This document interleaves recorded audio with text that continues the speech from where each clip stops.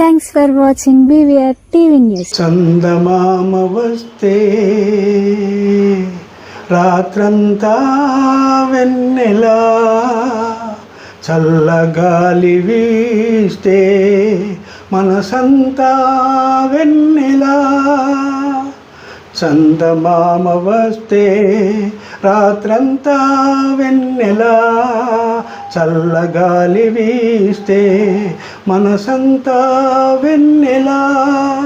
చదువులమ్మ వస్తే బ్రతుకంతా వెన్నెలా, వెన్నెలా వెన్నెలా. చందమామ వస్తే రాత్రంతా వెన్నెలా.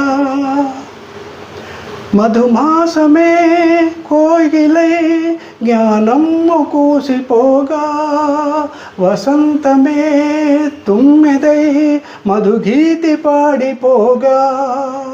మధుమాసమే కోకిలై జ్ఞానమ్ము కూసిపోగా, వసంతమే తుమ్మెదై మధుగీతి పాడిపోగా. అధ్యయన వేళలో ఆనందహేళలో పలుకులమ్మ ప్రతి గుండెలోన పలికించు గీతమే వెన్నెల వెన్నెల. చందమామ వస్తే రాత్రంతా వెన్నెల, చల్లగాలి వీస్తే మనసంతా వెన్నెల. ఆషాఢమే కారు మేఘమై చిరుజల్లు కురిసిపోగా, కార్తీకమే సిరివెన్నెలై కనులందు వెలిగిపోగా. ఆషాఢమే కారు మేఘమై చిరుజల్లు కురిసిపోగా, కార్తీకమే సిరివెన్నెలై కనులందు వెలిగిపోగా. అభ్యసన శాస్త్రమే ఆరాధ్యమైన వేళ, అభ్యసన శాస్త్రమే ఆరాధ్యమైన వేళ. గుండె గుడిలోన చదువులమ్మ వెలిగించు దీపమే వెన్నెల వెన్నెల. చందమామ వస్తే రాత్రంతా వెన్నెల, చల్లగాలి వీస్తే మనసంతా వెన్నెల. చదువులమ్మ వస్తే బ్రతుకంతా వెన్నెల, వెన్నెల వెన్నెల. చందమామ వస్తే రాత్రంతా వెన్నెల, చల్లగాలి వీస్తే మనసంతా వెన్నెల. వా, నిజంగా చాలా వెన్నెల వెన్నెల అనుకుంటా చాలా అత్యద్భుతంగా పాడిల్లు. నిజంగా మీ గురించి ఇంట్రొడక్షన్. సాంగ్స్ అనేది నిజంగా అందరు పాడతారండి, కానీ 83 సంవత్సరాలు ఉన్నటువంటి ఒక బహుముఖ ప్రజ్ఞశాలి కవి, రచయిత, పాఠకులుగా, అధ్యాపకులుగా, విమర్శకులుగా, ఇలా చెప్పుకుంటా పోతే ఇంకా ఎన్నో, వ్యాసకర్తగా, విమర్శకులుగా, నాటకకర్తగా, నిజంగా ఒక గొప్ప వ్యక్తి, బహుముఖ ప్రజ్ఞశాలి పల్లె శ్రీను, అలాగే పుష్పలీల గారు, పుణ్య దంపతులు మనతోనే ఉన్నారు. ఈరోజు మనము హెనంకొండ జిల్లాకి రావడం జరిగింది. మనతోని వాస్తవానికి మట్టిలో మాణిక్యం అనే పదం ఏదైతే ఉందో దానికి కంప్లీట్ సూటబుల్ అని చెప్పేసి అనవచ్చు. ఎస్, పల్లె శ్రీను గారి జీవిత చరిత్ర కొంత తెలుసుకుందాం. ఎందుకంటే 83 సంవత్సరాల జర్నీ ఒక గంటన్నరలో చెప్పడం అనేది ఇంపాసిబుల్. బట్ కొంత మీ ముందుకు ప్రవేశపెట్టే ప్రయత్నం అయితే నేను చేస్తా ఉన్నాను. నమస్తే సార్, బాగున్నారా? నమస్తే, బాగున్నాను. నేను మా ఊరు నేరేడుపల్లి, షాయంపేట మండలం, వరంగల్ జిల్లా, నేరేడుపల్లి గ్రామం. అక్కడ నేను ప్రాథమిక విద్య మాత్రమే కొంచెమే చదువుకున్నాను. మా అమ్మమ్మ గారి ఊళ్ళో గురిజాల్లో, తర్వాత నర్సంపేటలో ఉన్నత విద్య పూర్తి చేసుకొని వచ్చి ఉపాధ్యాయ శిక్షణ పొందిన తర్వాత 1964లో ప్రభుత్వంలో ఉద్యోగిగా చేరాను. 1964 సెప్టెంబర్ నెలలో నేను ప్రభుత్వ ఉద్యోగిగా. ఎస్జిటి సెలక్షన్ గ్రేడ్ టీచర్గా, ఎస్జిటిగా సెకండరీ గ్రేడ్ టీచర్గా చేరాను. అన్ని సబ్జెక్ట్స్ ఉంటాయి అప్పుడు. ఆ తర్వాత నెమ్మదిగా నేను డిప్లొమా చేశాను, తర్వాత MOL చేశాను, MA చేశాను. ఆ తర్వాత ఉస్మానియా యూనివర్సిటీ నుంచి MA చేశాను. అప్పుడు కాకతీయ యూనివర్సిటీలో MA ఇంకా రాలేదు, అప్పుడే ప్రారంభమవుతున్నది. 1976 నా MA ఉస్మానియా యూనివర్సిటీలో. అక్కడ నుంచి తర్వాత క్రమంగా నేను ఉన్నత పదవులు ప్రమోషన్స్ మీద జూనియర్ పండిట్గా, తెలుగు సీనియర్ పండిట్గా కొన్నాళ్ళు పనిచేసి MA పూర్తి చేసిన తర్వాత మేము ప్రయత్నం చేసాం. చివరికి మాకు 1997లో మాకు లెక్చరర్గా పదవి వచ్చింది. అప్పుడు జగిత్యాల జూనియర్ కళాశాలకు వెళ్ళాను నేను. అక్కడనే పూర్తిగా 4 సంవత్సరాలు పూర్తి చేసుకుని అక్కడి నుంచే రిటైర్ అయ్యి వచ్చేసాను. Right sir. ఇప్పుడు ఓకే, మీది వృత్తి టీచర్ నుంచి వెళ్ళి లెక్చరర్గా మీరు పదోన్నతి పొందిళ్ళు, ఓకే, రిటైర్డ్ అయ్యారు. ఇప్పుడు 2001లో మీ ప్రవృత్తి అయినటువంటి సాహిత్య ప్రపంచం, ఈ సాహిత్య ప్రపంచంలో ఎన్ని సంవత్సరాలుగా మీరు ఈదుతా ఉన్నారు? 1966లో ప్రారంభం చేశాను. 67, 68లో ఒక రాధమ్మ పెళ్ళి అని ఒక నాటిక రాశాను. తర్వాత 67లో మొదలుపెట్టి కొంతకాలంగా అది నవల రాశాను. ఒకటి దానికి ఏమిటంటే రుధిరాంకితం అని ఒక నవల రాశాను. అది రాస్తున్న రోజుల్లో 1965 ఫిబ్రవరి మార్చి మాసంలో, అప్పుడు శ్రీరామనవమి వస్తుంది కదా, మార్చి తర్వాత శ్రీరామనవమి ఉత్సవాలకు మహబూబాద్లో నేను అక్కడ పనిచేస్తున్నప్పుడు మహబూబాద్కు సినిమా నటుడు నాగయ్య గారు వచ్చారు, పద్మశ్రీ చిత్తూరు నాగయ్య గారు వచ్చారు. ఆయన వచ్చి ఆ శ్రీరామనవమి ఉత్సవాల్లో ఆయన కొన్ని మంచి విషయాలు చెప్పి ప్రసంగించాలన్నారు. అక్కడ కావాల్సిన వాళ్ళు అతన్ని పిలిపించుకున్నారు. ఆ సభకు నేను వెళ్ళాను. తర్వాత కొద్దిసేపటికే కాసేపు అతనితో మాట్లాడి ఎలా కల్పించుకోవాలి, ఏ విధంగా మాట్లాడాలి అతనితో అనే కుతూహలం. అప్పుడు ఏమిటంటే దాదాపు అప్పుడు రామదాసు పిక్చర్ రిలీజ్ అయింది. ఆ రామదాస్ చూసిన తర్వాత ఆయన మీద మరీ కుతూహలం పెరిగిపోయి మాకు ఎంతో ఉత్సాహం అనిపించి ఆయన వస్తున్నారని తెలిసి మహబూబాద్ వచ్చాను. వచ్చి అక్కడ సభలో ఉన్నాము. ఆయన మా గురించి అన్ని కొన్ని భక్తి గురించి మాట్లాడారు. నేను ఒక పిల్లవాడితో ఒక చిన్న కాగితం మీద ఒక 2 నిమిషాలు ప్రసంగించే అవకాశం కల్పించండి అని చిట్టి పంపించాను. అది చూసుకున్న తర్వాత ఆ కార్యక్రమం అయిన తర్వాత పేరు పిలిచాడు. ఆ స్టేజ్ మీద ఒక 2 నిమిషాలు భగవద్భక్తి, తర్వాత రామదాసుగా ఆయన గొప్పతనము, తర్వాత రామదాసు ఎలాంటి తత్వం కలిగిన వాడు, ఎందుకు ఆ మార్గాన్ని అన్వేషించుకున్నాడు, ఆయనలో ఏమి ప్రత్యేకతలు ఉన్నాయని ఊరికే వివరంగా అన్నీ చెప్పాను. గోపన్న నుంచి, కంచెర్ల గోపన్న నుండి రామదాసుగా మారిన తీరు చెప్పాను నేను. కొంచెం వివరంగా చెప్పిన తర్వాత ఆయన చాలా సంతోషించారు. అది 1965లో. అయితే అటు వెళ్ళిపోతుండగా మళ్ళీ రమ్మని పిలుచుకొని నాకు ఒక్కసారి ఆ రెస్ట్ రూమ్లో, ఏది రైల్వే నిలయంలో ఆ రెస్ట్ ఉంటుంది, తీసుకుంటారు కదా కూర్చోవడానికి, ప్రయాణికులు కూర్చునేటువంటి దాంట్లోకి మీరు ఒక్కసారి వస్తారా, నేను ఒక 2 నిమిషాలు మాట్లాడాలి మీతో అన్నాడు. ఆయన అన్నారు. అంటే ఆ విధంగా నేను లోపలికి రావడం, సార్ ఈ చిన్న వయసులో నేను అక్కడ నన్ను ఎవరు రాణిస్తారు అన్నానంటే, నేను పిలిపించుకుంటాను కదా రమ్మని అన్నారు. లోపలికి వెళ్ళిన తర్వాత అక్కడ ఏది రైల్వే శాఖలో ఉండేటువంటి అధికారి ఆయన పిలిపించాడు కనుక ఆయన ఇంటికి భోజనానికి వెళ్ళాడు, వచ్చాడు. అప్పుడు రాత్రిపూట వెన్నెల మామూలుగా రాత్రి అదే ట్రైన్కి వెళ్ళిపోతున్నాడు కనుక ఆయన ముందుగా వచ్చి అక్కడ కూర్చున్నాడు విశ్రాంతి గదిలో. పిలిపించాడు, సీను గారిని పిలవండి ఒకసారి అన్నాడు. అంటే ఆ పోలీస్ ఎవరో వచ్చి, ఎవరండి పల్లె సీను గారు అంటే ఎవరు అంటే నేనే బాబు. అప్పటి నుంచి పల్లె సీను అనే ఉంది నా పేరు. అప్పటి నుంచే ఫుల్ పేరు పల్లె సీనుతోనే నాటకం మొదలెట్టాను. ప్రారంభ పెళ్లి నాటకం పెట్టాము, పిల్లలతో వేయించాను.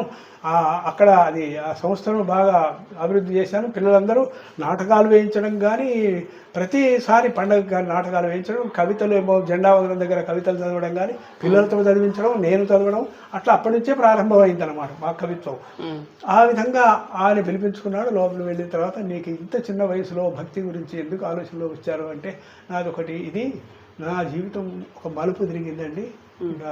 అదంతా మీకు వివరంగా చెప్పాలంటే కుదరదు, కానీ ఇప్పుడు ప్రస్తుతం ఏమిటంటే మేము మీ మీద యొక్క అభిమానంతో వచ్చాము మేము అంటే, ఏమైనా సరే ఒక్కసారి మీరు ఎప్పుడైనా అవకాశం ఉంటే మద్రాసు రండి, మా ఇంటికి రండి అన్నారు.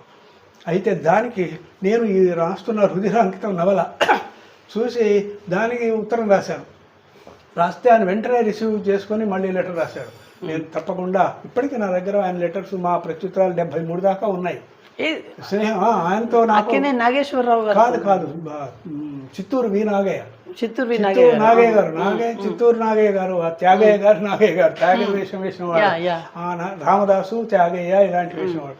ఆయన రమ్మని పిలిస్తే సరే అని ఒకసారి వెళ్ళాను. 67లో వెళ్ళాను నేను, మద్రాసు వెళ్ళాను, ఆయన ఇంటికి వెళ్ళాను. మీరు స్టూడియోకి తీసుకెళ్లారు. అక్కడ మిగతా సినిమా నటులు మరి అంజలి దేవి, హేమలత అందరు కలుసుకున్నారు. శోభన్ బాబు కూడా అప్పుడు యంగ్ స్టూడెంట్ అట్లా వేషం వేస్తూ ఉన్నాడు. ఆయన అంతా కలుసుకున్నాం. ఆయన ఆ పుస్తకం అంకితం ఇచ్చాను నేను ఆయన. అవునా? రుధిరాంకితం అనే నవలను ఆయనకు అంకితం ఇచ్చాను. ఆ తర్వాత ఒక నవల కావాలి నాకు ఇట్లా అని అన్నారు. అది రాసిన ఆయన పాపం 73లోనే పోయారు. అందుకని ఇక అక్కడి నుంచి తర్వాత కొన్నాళ్లకు మా జీవితం అంతా మరో రకంగా మా పిల్లలతో జీవితం గడపడమే నాకు ఉన్నటువంటిది. అది నేను అందుకొరకే ఈ మాట చెప్తూ ఉంటాను. నేను ఒక్కసారి చదవనేది శీర్షిక సార్, శీర్షిక నేను ఒక టీచర్గా ఎవరికి ఏం చెప్పానో అనే దాన్ని కొంచెం విపులీకరించాను.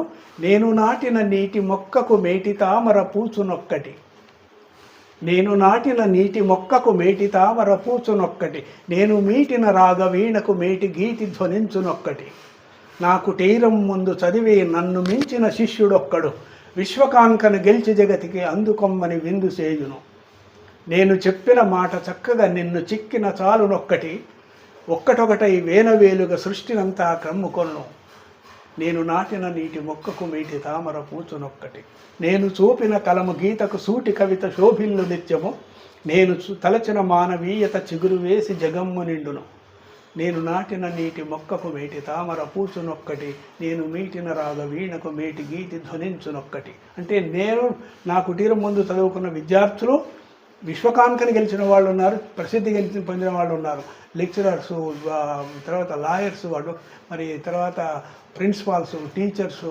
రకరకాలైన ఉద్యోగాల్లో చేరారు. మరి ఇప్పుడైతే మరి కొత్తగా ప్రపంచంలోకి దూసుకుపోతున్నారు. ఇది 50 ఏళ్ళు సర్వీస్ చేశాను నేను ఉపాధ్యాయుడిగా. 50 ఏళ్ళు సర్వీసు, 37 సంవత్సరాలు ప్రభుత్వోద్యోగము, 3 సంవత్సరాలు కళాశాలలో ప్రైవేట్గా చెప్పాను. తర్వాత ఒక గ్రీన్వుడ్ అనే హై స్కూల్లో మా స్టూడెంట్ ఒక ఆయన నన్ను రమ్మని ఆహ్వానిస్తే నేను ఆ స్కూల్కి వెళ్ళి 10 సంవత్సరాలు అంటే 50 ఏళ్ళు పూర్తి అయ్యేంత వరకు చెప్పాను. 2012లో అక్కడి నుంచి బయటకు వచ్చాను. అది ఇప్పుడు ప్రజెంట్ ఏం చేస్తాను? ప్రజెంట్ ఏం లేదు, విశ్రాంతిగా ఇంట్లోనే ఉంటున్నాను. నేను కవితలు కావ్యము చదవడము రాయడము చేస్తున్నాను. ఇప్పటికీ నా జీవిత చరిత్ర కూడా ప్రారంభం చేశాను. అది దాదాపు ఫిబ్రవరిలో రిలీజ్ చేస్తాను. ఫిబ్రవరి 18th నా బర్త్డే కనుక ఆ 18th నాడే మళ్ళీ ఒక 3-4 పుస్తకాలు ఉన్నాయి. అవి కూడా అదే రోజుల్లో పూర్తి చేస్తాను. ప్రముఖులైనటువంటి వాళ్ళు professors, readers, Kakatiya university, central university of Hyderabad, తర్వాత ఉస్మానియా యూనివర్సిటీ, తర్వాత కృష్ణదేవరాయ యూనివర్సిటీ, తర్వాత ఇక్కడ గుంటూరు అక్కడ యూనివర్సిటీ, అదొకటి ఆంధ్ర యూనివర్సిటీలో ఉన్న వాళ్ళు చాలామంది ప్రొఫెసర్స్ మనకు పరిచయాలు ఉన్నారు కనుక వారి ఆశీర్వచనము, వారి స్నేహము, దానివల్ల నేను ఇంకా కొంత వాళ్ళ ఆ సాహితీ బలంతోనే నేను కొంత ఆరోగ్యాన్ని కలిగి ఉండడం సహజం. అదే అయిపోయింది. ఇప్పుడు మీరు కవిత్వాలు చాలా రాశారు కదా, ఇట్లాంటి బుక్స్ ఎన్ని పబ్లిష్ అయినాయి? పబ్లిష్ అయినటువంటి పుస్తకాలన్నీ కూడా ఎన్ని 14-16 పుస్తకాలు అయినాయండి. 16 పుస్తకాల? ఇదిగోండి 12, ఇప్పుడు 12, 13, 14వ పుస్తకం. తర్వాత రేడియో వ్యాసాలు, నాటికలు, కథలు, కవితలు, సీడీల్లో పాటలు, వివిధ పత్రికల్లో ప్రచురితములు, ఇంకా భగవద్గీత రూపకం, శ్రీకృష్ణార్జున సంవాదం, విధిలీలను ఒక నవల రాశాను నాగయ్య గారి కోరిక మీద. ఆయన పోయిన తర్వాత దాన్ని ఇంకా ముద్రించలేదు నేను. తర్వాత లీలా శ్రీనివాసం షష్ఠిపూర్తి సంచిక, ప్రశాంత సౌరభం వజ్రోత్సవ సంచిక, అంటే 75 ఏళ్లకు వచ్చే సంచిక. ఆ తర్వాత ఇక నేను సంస్థలు ఏమిటి అధ్యక్షుడిగా అమ్మ భారతి ప్రచురణలు వరంగల్, గౌరవాధ్యక్షులుగా యువ కళా సమితి నేరేడుపల్లి శాయంపేట మండలం, ప్రధాన కార్యదర్శి ఆంధ్ర పద్య కవితా సదస్సు వరంగల్ శాఖ, ఆంధ్రపద్య కవితా సదస్సు వరంగల్ శాఖలో ప్రధాన కార్యదర్శిగా పనిచేశాను. ఇక్కడ సభలు ఏర్పాటు చేశాం. ఉపాధ్యక్షుడిగా శ్రీలేఖ సాహితీ సంస్థలో ఇప్పటికే నడుస్తున్నాను. జీవితకాల సభ్యత్వం Indian society of writers New Delhi, అక్కడి నుంచి దాంట్లో కూడా నాకు సభ్యత్వం ఉన్నది. అక్కడి నుంచి కూడా ఆఫర్ వస్తుంటాయి. ఎప్పుడప్పుడు ఢిల్లీ కూడా వెళ్తుంటాం. ఓకే, ఇప్పుడు పబ్లిష్ అయినాయి 14 బుక్స్ అని ఎంతో అన్నారు కదా. books. యా ఓకే, ఇవి ఎక్కడ దొరుకుతాయి? వినే వాళ్ళు ఎవరికైనా సరే కావాలనుకుంటే ఎక్కడ విశాలాంధ్ర బుక్ హౌస్ ఉండేది కదా, అది ఇప్పుడు నవచేతన అయిపోయింది. దాంట్లో కొన్ని దొరుకుతాయి. అక్కడ హైదరాబాద్లో కూడా మనం కొన్ని పుస్తకాల షాపుల్లో నవచేతన అక్కడిక్కడ కొన్ని చోట్ల పుస్తకాలు దొరుకుతాయి. సాధారణంగా నేను పుస్తకాలు ఎవరికి కానీ ఇంటికి పంపించాను. నేను ఆ పుస్తకాలు ఇక్కడ కాకుండా హైదరాబాద్ లైబ్రరీలో, తర్వాత కలకత్తా లైబ్రరీ, జైపూరు, తర్వాత న్యూఢిల్లీ, మద్రాసు, ఈ మొత్తం ఇట్లాంటి లైబ్రరీస్లో కూడా నా పుస్తకాలు ఉన్నాయి. ఓకే, అక్కడి నుంచి. అమ్మా, మీకు పెళ్ళి ఎన్ని సంవత్సరాలు అవుతుంది? 60 ఏళ్ళు. సార్కే గుర్తు, నాకు మీకు గుర్తుకు లేదు. యా ఓకే ఓకే, మీరు చదువుకున్నారమ్మా? ఒకటో తరగతి దాకా చదువుకున్నాను. కొంచెం చదువుకున్నారు. ఎట్లా మీకు మీకు మీ పెళ్ళి అయిన రోజులు గుర్తుకున్నాయా మీకు? పెద్దగా గుర్తుంటలేవు నాన్న, నేను అవుతాను కదా బిడ్డ. మీరేం చేస్తున్నారమ్మా? అంటే మీరు జస్ట్ ఇంట్లోనే ఉంటారా? ఏమైనా జాబ్ ఏమైనా చేసేదా? ఏం జాబ్ లేదు నాన్న, వ్యవసాయం పనులు చేసేది. వ్యవసాయం మీకు ఎకరాలు? వ్యవసాయం ఉంది, మాకు నేరేడుపల్లిలో వ్యవసాయం ఉంది. ఎన్ని ఎకరాలు ఉన్నాయి? ఇప్పటికి 2 ఎకరాలు ఉంది. అలా ఏం పండిస్తారు? వరి పంట. వరి పంట అంతకుముందు పత్తి. ఇప్పటికి కూడా వరి పంట. కౌలుకి ఇచ్చాను. కౌలుకి ఇచ్చాను. సార్ స్కూల్ పోయేది, లేబర్ని పట్టుకపోయి పనులు చేయించేది. ఆ విధంగా. అది తర్వాత పత్తి, తర్వాత మిర్చి కానీ, పల్లి, అన్ని పంటలు కూడా పండించాం. మన స్టూడెంట్స్ అందరూ మా చుట్టూ 10 ఊళ్ళల్లో వందలాది మంది స్టూడెంట్స్ ఉన్నారు. ఇప్పుడు మా ఊళ్ళో నేను 25 ఏళ్ళు పనిచేశాను కనుక చాలా మంది అక్కడ మా విద్యార్థులు ఉన్నారు. వాళ్ళతో ఎప్పుడైనా బర్త్డే నాడో లేకపోతే టీచర్స్ డే నాడో మాకు గ్రీటింగ్స్ అవి పంపిస్తుంటారు. వాళ్ళు ఎక్కడంటే అమెరికా, తర్వాత ఆస్ట్రేలియా, ఈ ప్రాంతాల్లో విదేశాల్లో వచ్చి కూడా మనకు అప్పుడప్పుడు గ్రీటింగ్స్ వస్తుంటాయి. వాళ్ళతో కలిసి కాలక్షేపమే, అప్పుడప్పుడు మాట్లాడడమే మనకు కొంచెం సరదాగా కాలక్షేపం అవుతుంది. నిరంతరము పుస్తక పఠనము, తర్వాత ఏదో ఒకటి రాయడము.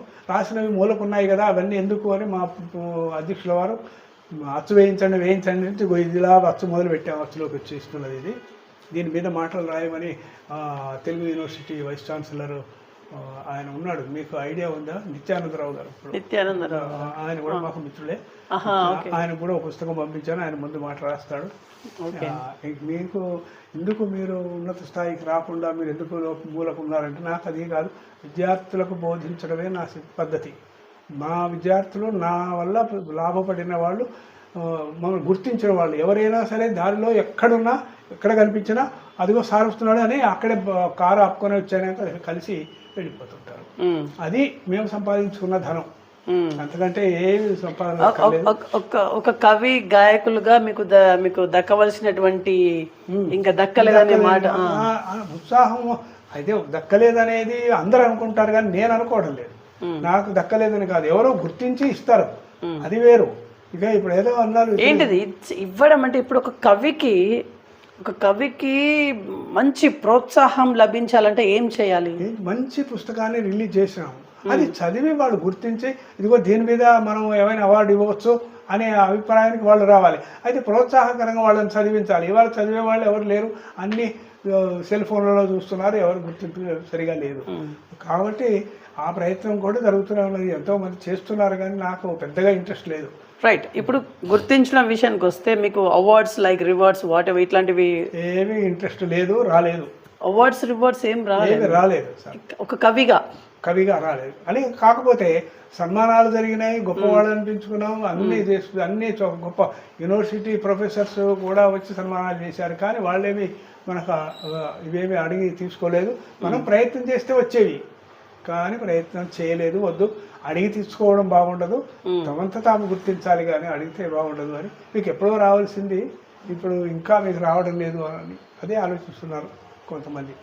సరే, ఎవరేమన్నా నాకు ఈ కీర్తి చాలు, నాకున్న పేరు చాలు. కీర్తి ప్రతిష్టలు ఇవన్నీ రావాలంటే ఇంకా దానికి సూటబుల్ ఇంకా మీకు అంటే ఆ రకమైనటువంటి ఇంకా హార్డ్ వర్క్ అనేది ఇంకా రాలేదన్నట్ట. హార్డ్ వర్క్ ఎంత చేసినా దాన్ని గుర్తించే వాళ్ళు లేరు. గుర్తించే వాళ్ళు లేరు అంటే ఎవరు గుర్తించాలి? ఎవరు అంటే యూనివర్సిటీ వాళ్ళు, లేకపోతే కళాశాల వాళ్ళు, కవిత్వం సంఘాల వాళ్ళు, గుర్తించాలి. ఎవరు గుర్తిస్తారు? గవర్నమెంట్ గుర్తించడం అంటే ఎట్లా ఉంటుంది? గవర్నమెంట్ అంటే అప్లికేషన్ పెట్టుకోవాలి, ప్రయత్నం చేయాలి. ఏం ప్రయత్నం చేయాలి? ఏం ప్రయత్నం అంటే మనకు అవార్డు ఇవ్వమని చెప్పి మనం పోయి అక్కడ పెట్టాలి. మనమే అవార్డు ఇవ్వమని అడగాలి. ఇది దారుణం. అదే ఇట్లా అవన్నీ ఉన్నాయి కనుకనే దాని మీద రాశాను నేను. ఇప్పుడు ఎవరైనా సరే ముందు పెట్టుకొని పేరు చెప్పి అడిగి తెచ్చుకుంటున్నారు, అది ఒక అవార్డు కాదు.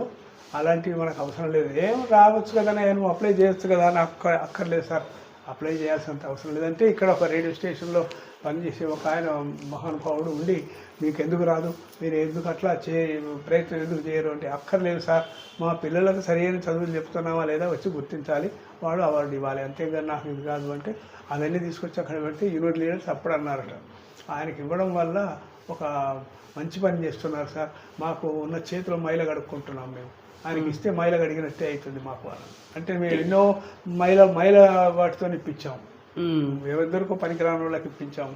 కానీ దూసుకుపోవాలి. ఎట్లా దూసుకుపోవడం అంటే ఒక్క ఉదాహరణ ఉన్నది. మనం ఇప్పుడు మీరు ఇందాక అన్నారు కదా, ఎవరు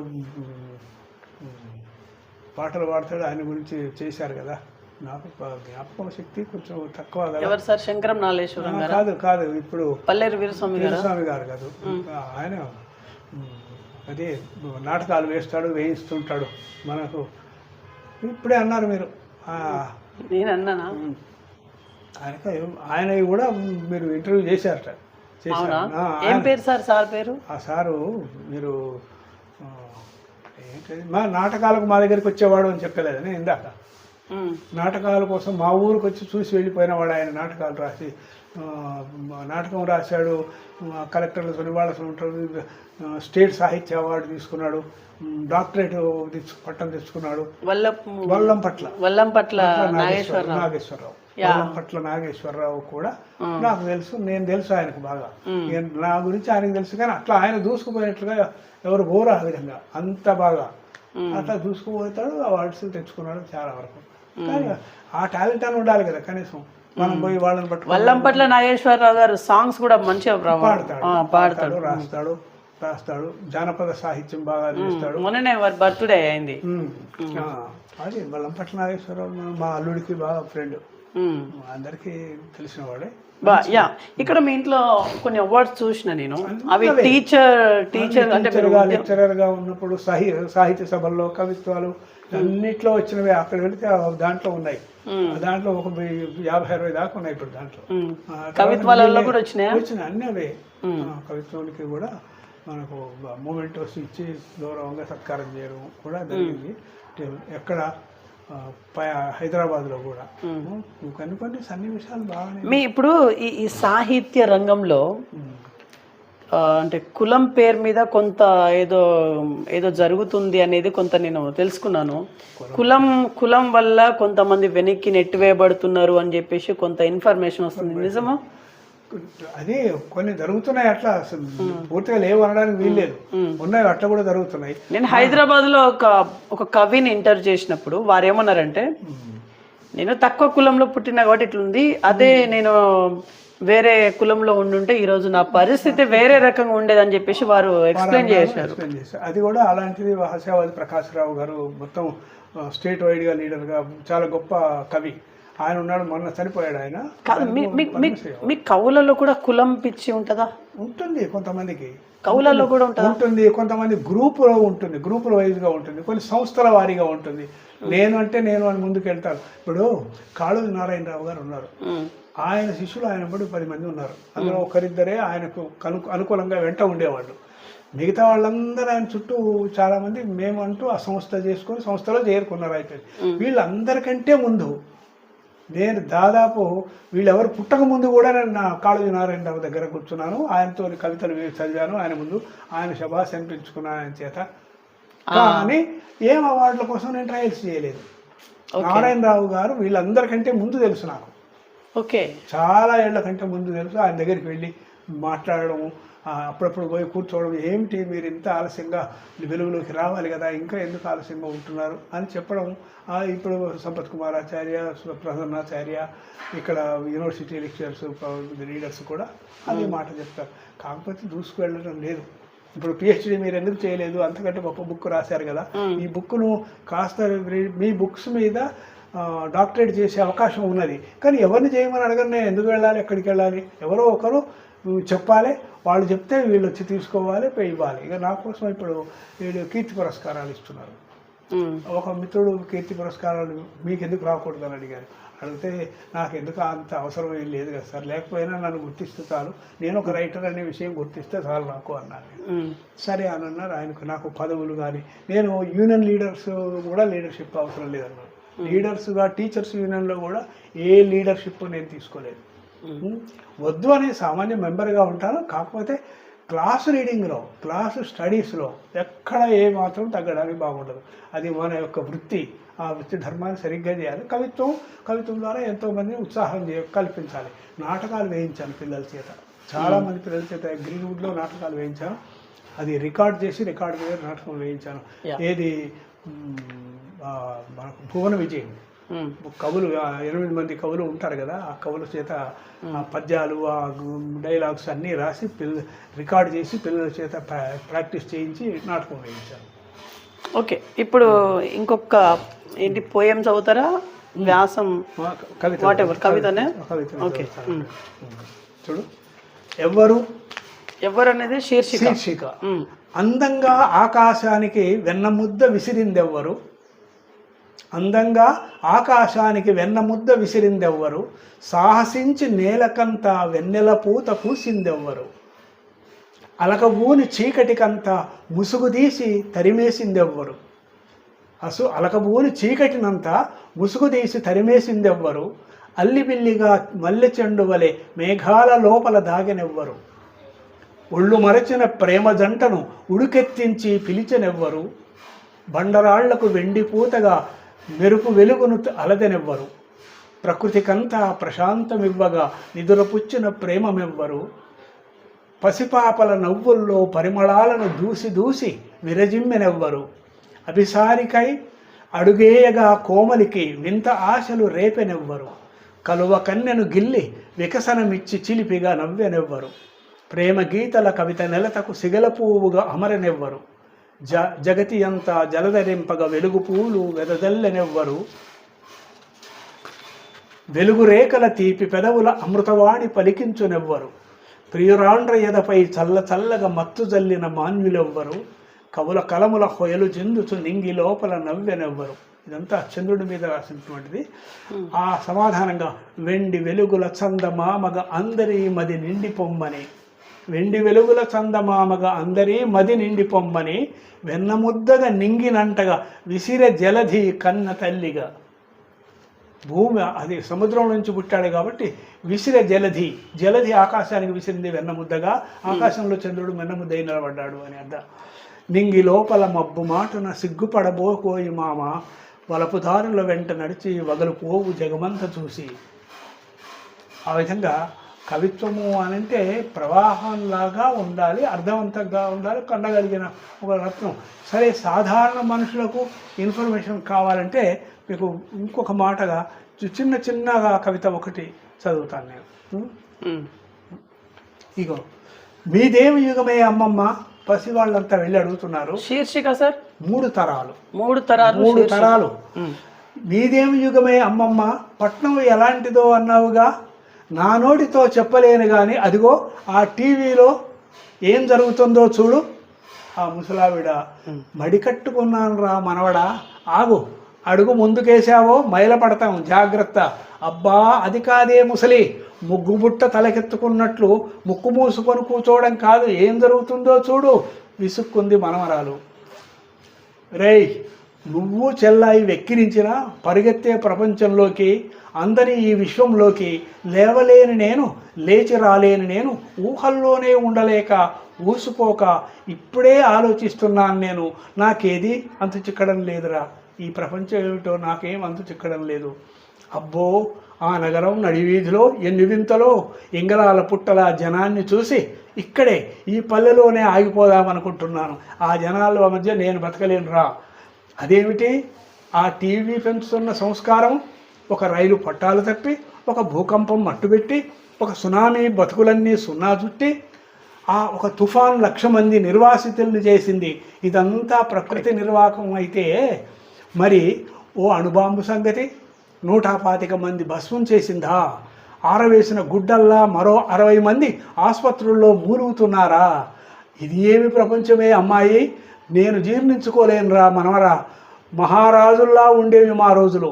మీ తాతగారు మీసం మెలేస్తూ వీధి పట్టున నడవాలన్నా, పొలం గట్టుకు వెళ్ళాలన్నా పలకరించే ప్రజాసందడిలో వెల్లువెత్తే స్వాగతాలు, దండాలు పెడుతూ అదిగో మా పటేలు, అదిగో మా పెద్ద ఆసామి అని ఎన్నిసార్లు విన్నామో. ఎన్ని మాన్యాలు, ఎన్ని ధాన్యాలు, సంక్రాంతి సంబరాల్లో ఎన్నెన్ని గాదెలు నింపేదో. అదంతా మా వైభవం.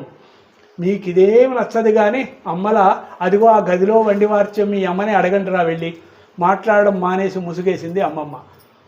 అవునన్నయ్య, పద పద అడుగుదాం చూద్దాం. వంటగదిలోకి వెళ్ళారు పిల్లలు. అడుగుతున్నారు తల్లిని. అవునే అమ్మ, నువ్వేమిటే తాత కథలన్నీ అమ్మమ్మ చెప్పింది, ఇప్పుడు అదే నిజమని నువ్వు తలూపుతావా? ఆ పాత తరం ఛాయలు కొన్ని నీలో ఉన్నాయిగా. ఎందుకంటే నాన్న డ్యూటీకి వేళైంది కదా అని వంటలు కాయనియండిరా, పంటలు కానియండిరా, మాకు మంచి మాటలే అందంగా వినిపిస్తావు, మాకు మరింకా నాన్నే దైవం అని నవ్వకుండానో గంభీరంగానో గడగడా చెప్పి మమ్మల్ని మెప్పింపజూస్తావు. మా నోరు జారిందంటే కేకలే వేస్తావు. ఎందుకట? అమ్మ నవ్వి చూపుడు వేలు చూపింది. గడుసుగా అడిగేస్తున్నారు గనక నేరుగానే చెప్తున్నాను వినండి. అమ్మమ్మైనా మాలిన్యం లేని మనసులు రావాళ్ళవి. మంచులా కరిగి అవి మీపై చల్లగా కురుస్తాయి నాన్న. ఇక మధురమూర్తి మీ మానవాకారం ధరించిన మీ నాన్నగారు మీకు అన్నీ అందిస్తారు చక్కగా. వెర్రి ఆలోచనలు విడిచిపెట్టండి. హద్దులు లేని ఆగడాల్ని కట్టిపెట్టి తెలుసుకోవడానికి ప్రయత్నించండి, చదవండి, ఆలోచించండి. ఇది మా తరం స్వేచ్ఛ అని అమ్మ చెప్పింది. తరం మారిందే తల్లి, యంత్రాలే మాకు రక్ష. ఇక పిల్లలు అంటున్నారు, అదిగో అన్నయ్య, వదిన, అక్క, బావ చూడు, ఆస్ట్రేలియా అమెరికాల్లో ఆత్మీయ జనాల మధ్య నవ్వుల కలకలంతో కారుల్లోంచి దిగుతున్నారు, కారిడార్లో నడుస్తున్నారు, లిఫ్టుల్లో వెళుతున్నారు, టీవీల్లో మెరుస్తున్నారు, లేటెస్ట్ సెల్లో మాట్లాడుతూ న్యూయార్క్ బాబాయితో అర్జెంటుగా హాట్ కేకులను సిద్ధం చేయండి, తెల్లారసరికల్లా తినడానికి వాలుతామని వార్తాడుతున్నారు తెలుసా. అవునరా, పిల్లలు కంప్యూటర్ కథనంతో కళలు నిజం చేస్తున్నారు.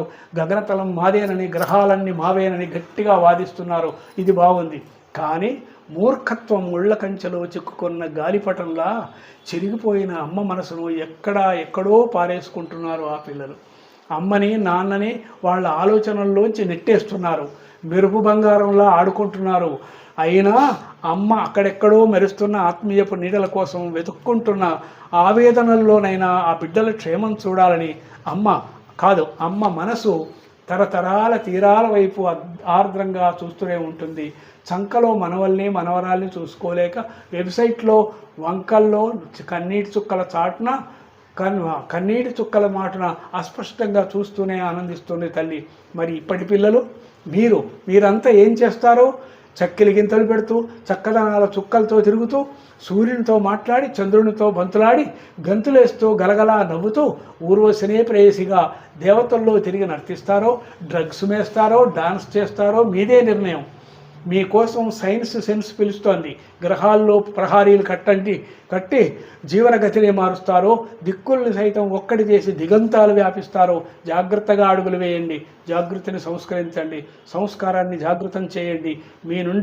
మా నుండి మీకెప్పుడూ శ్రమను గుర్తించే సంకేతాలు, శ్రేయస్సు కోరే ఆశీస్సులు తప్పక ఉంటాయి నాన్న. ఇది నిజంగా ఇది ఎట్లా అంటే ఒక కుటుంబంలో జరిగేటువంటి ఒక సంభాషణ లెక్కన అనిపించింది.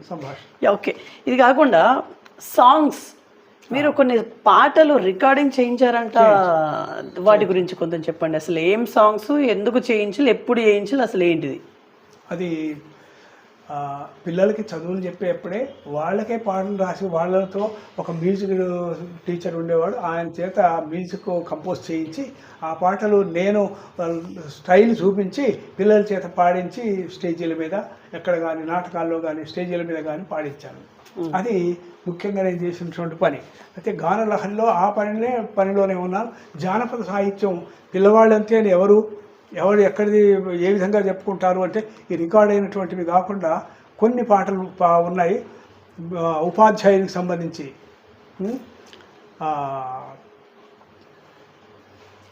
బడియే ఒక ఆలయమై ఆలయాన దేవుడవై, బడియే ఒక ఆలయమై ఆలయాన దేవుడవై, అక్షర నైవేద్యమిచ్చు మాధవుడా ఓ ఉపాధ్యాయుడా.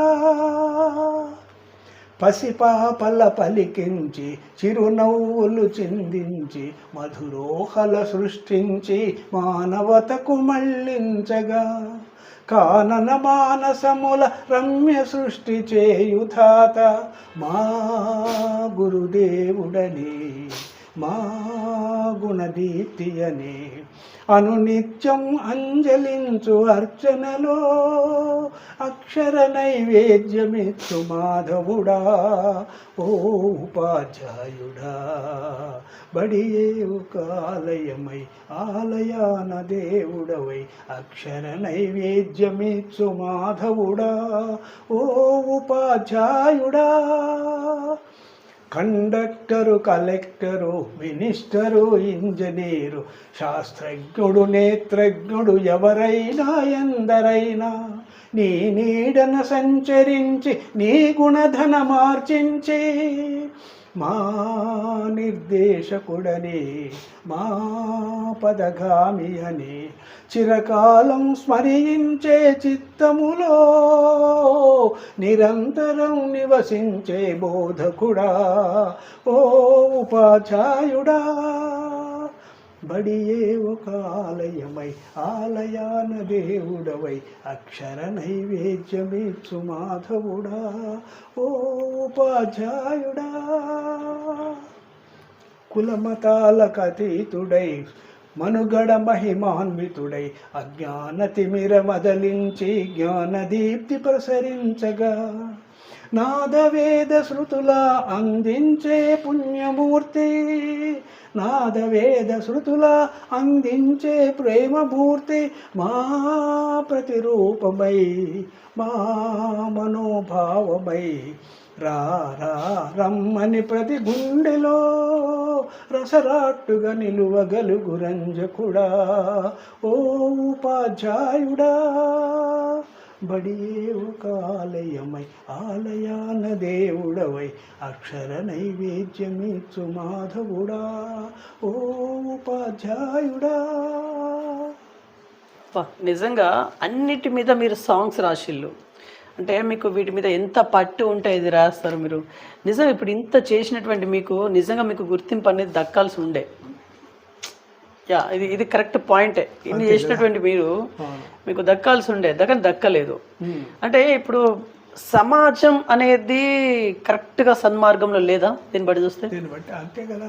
దేవుడి గుర్తింపు అనేది పూర్వకాలం నాడు ఒక మంచి రత్నానికి రత్నం గుర్తింపు ఉండేది. ఇప్పుడు కూడా ఉన్నాయి, చాలా తక్కువ అన్నమాట.